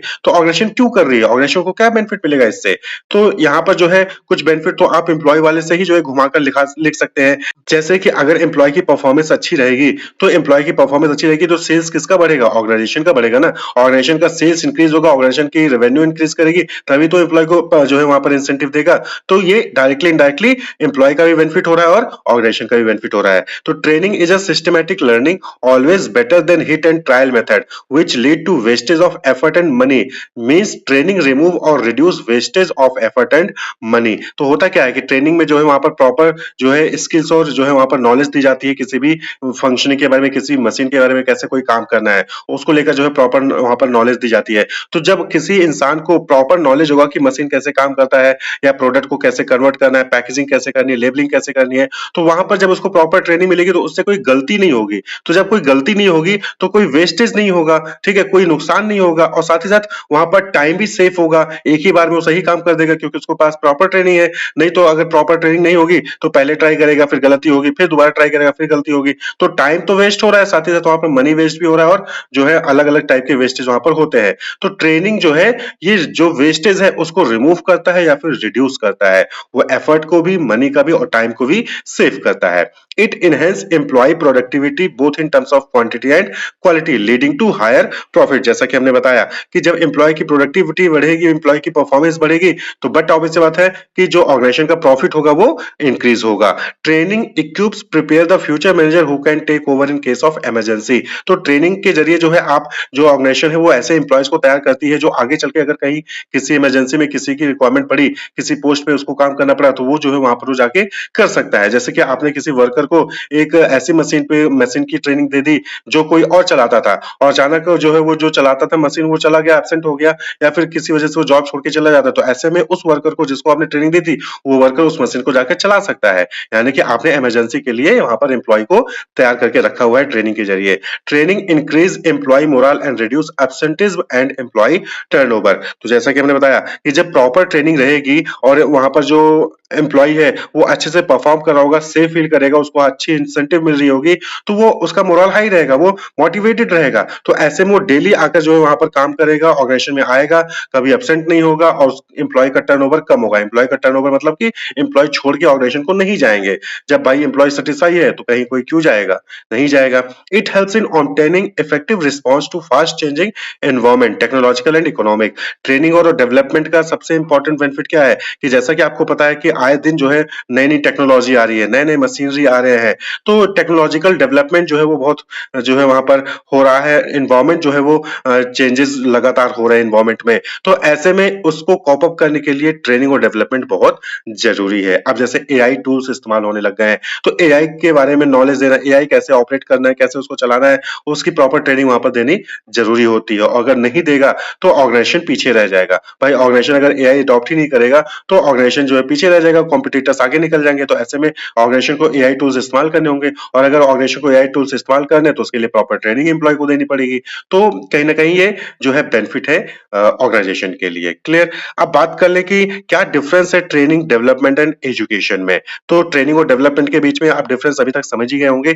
एजुकेशन एक और यहाँ पर आ गया टर्म, तो कैसे डिफरेंशिएट आप करेंगे। तो देखिए ट्रेनिंग क्या हो गया कि it is the process of learning new skill and application of knowledge, यानी कि नए स्किल्स को लर्न करना और उसका इस्तेमाल करना बिजनेस ऑर्गेनाइजेशन में, वो ट्रेनिंग होता है। It attempts to improve their performance on the current job और prepare them for any intended job. तो यहाँ पर क्या होता है कि जो करंट जॉब वो परफॉर्म कर रहा है वो और अच्छे से परफॉर्म करे, सही से परफॉर्म करे, बिना किसी वेस्टेज के जो है परफॉर्म करे, और आगे चल के जो है वो अगर हायर जॉब पे उसको भेजा जाए तो वो उस जॉब को भी वो परफॉर्म कर सके, या फिर इमरजेंसी में कहीं पर रिक्वायरमेंट हो गई तो उस जॉब को वो परफॉर्म कर सके। जैसे अभी हमने पीछे देखा, जैसे कि सेल्स ट्रेनिंग हो गया, सेफ्टी ट्रेनिंग हो गया, कोई मशीन कैसे चलाना है उसकी ट्रेनिंग हो गई। तो ये सब क्या है, ट्रेनिंग होती है। यहाँ पे पर्टिकुलर जॉब को परफॉर्म करने के लिए जो भी नॉलेज, जो भी स्किल्स चाहिए वो जो है प्रोवाइड की जाती है ट्रेनिंग में। वहीं पर एजुकेशन में क्या होता है, आपने देखा होगा, आप स्कूल में पढ़ते हैं, कॉलेज में पढ़ते हैं, तो वहां पर क्या होता है कि वहां पर आपको प्रॉपर डिफरेंट सब्जेक्ट्स होते हैं और उस सब्जेक्ट्स की नॉलेज दी जाती है। वहां पर आपकी अंडरस्टैंडिंग को इम्प्रूव किया जाता है। एजुकेशन में यही तो होता है ना कि आपको जो है वहां पर बुक्स होती है, बुक्स में जो है डिफरेंट टॉपिक्स होते हैं, डिफरेंट टॉपिक्स को पढ़ते हो, पढ़ के समझते हो, आपकी नॉलेज इंक्रीज होती है, आपकी अंडरस्टैंडिंग इंक्रीज होती है कि कैसे कौन सी चीज काम कर रही है, आप जो है समझते हो। एक्चुअली में प्रैक्टिकली नहीं कर रहे हो लेकिन आप समझते हो। हालांकि अब जो है कॉलेजेस में हो गए कि वहां पर इंटर्नशिप और समर ट्रेनिंग हो रहे हैं, जिसमें जो है स्टूडेंट्स को प्रैक्टिकल ट्रेनिंग भी दी जाती है। लेकिन नॉर्मली अभी एजुकेशन में वहां पर आपको थ्योरेटिकल कॉन्सेप्ट ही समझाया जाता है। तो education is the process of increasing the knowledge and understanding of employees. It is the understanding and interpretation of knowledge. तो यहाँ पर क्या है कि नॉलेज को समझना, चीजों को समझना और उसको इंटरप्रेट करना सिखाया जाता है एजुकेशन में। और वहीं पर डेवलपमेंट में क्या होता है, डेवलपमेंट में ओवरऑल डेवलपमेंट, ओवरऑल ग्रोथ किया जाता है एम्प्लॉय का। यानी कि यहाँ पर ये नहीं कि सिर्फ एक मशीन कैसे काम करेगा, नहीं, यहाँ पर एम्प्लॉय को कैसे मैनेज करना है, टाइम को कैसे मैनेज करना है, चीजों को, अदर चीजों को कैसे मैनेज करना है, और साथ ही साथ जो एक्टिविटी है उसको परफॉर्म भी कैसे करना है। तो यानी कि यहाँ पर ओवरऑल डेवलपमेंट यहाँ पर किया जाता है। कम्युनिकेट कैसे करना है, बहुत सारे ऐसे एम्प्लॉयज आपने देखे होंगे जो कि मशीन को तो बहुत अच्छा चलाते हैं लेकिन उनको बातचीत करनी नहीं आती, उनको दूसरों से डील करना नहीं आता। तो ये चीजें नहीं होती है ट्रेनिंग में। तो डेवलपमेंट में वो चीज होती है, डेवलपमेंट में ओवरऑल डेवलपमेंट होता है, यानी कि वहां पर प्रॉपर मशीन को चलाने के साथ साथ अदर चीजों को लेकर भी वहां पर डेवलपमेंट पे फोकस किया जाता है। तो development means growth of individual in all aspect. Training is short term process but development is ongoing process. तो जो डेवलपमेंट होता है वो हमेशा होता रहता है, हमेशा जो है चलता रहता है। ऑर्गेनाइजेशन जो है एम्प्लॉय के डेवलपमेंट पे काम करती रहती है। लेकिन ट्रेनिंग क्या है, ट्रेनिंग तो शॉर्ट टर्म है, यानी कि एक मशीन कैसे ऑपरेट करना है उसकी ट्रेनिंग दे देगी, उसके बाद ट्रेनिंग खत्म। सेल्स ट्रेनिंग कैसे सेल्स करना है उसकी ट्रेनिंग देगी, उसके बाद वो खत्म। लेकिन अब जो है एम्प्लॉय को कैसे कम्युनिकेट करना है, एम्प्लॉय को लीड कैसे करना है, मान लीजिए उसको एक ग्रुप दे दिया गया, उस ग्रुप को लीड करना है, तो उसको लीड कैसे करना है, मोटिवेट कैसे करना है, एम्प्लॉय को कम्युनिकेट कैसे करना है। यानी कि यहाँ पर एम्प्लॉय को ट्रेनिंग के साथ-साथ ओवरऑल ग्रोथ किया जा रहा है उसका। तो डेवलपमेंट में जो है ट्रेनिंग इंक्लूड होता है, क्लियर? तो डेवलपमेंट में ट्रेनिंग क्या है, एक पार्ट है। ट्रेनिंग के साथ-साथ अदर चीज़ों पर भी जो है काम किया जाता है, अदर एक्टिविटीज़ पे, अदर जो एस्पेक्ट्स होते हैं ऑर्गेनाइजेशन में, उन पे भी जो है उसकी भी प्रॉपर वहाँ पर जो है इन्फॉर्मेशन, नॉलेज जो है वो दी जाती है एम्प्लॉइज़ को। तो होप आपको क्लियर होगा कि क्या डिफरेंस है ट्रेनिंग, डेवलपमेंट में, एजुकेशन में भी।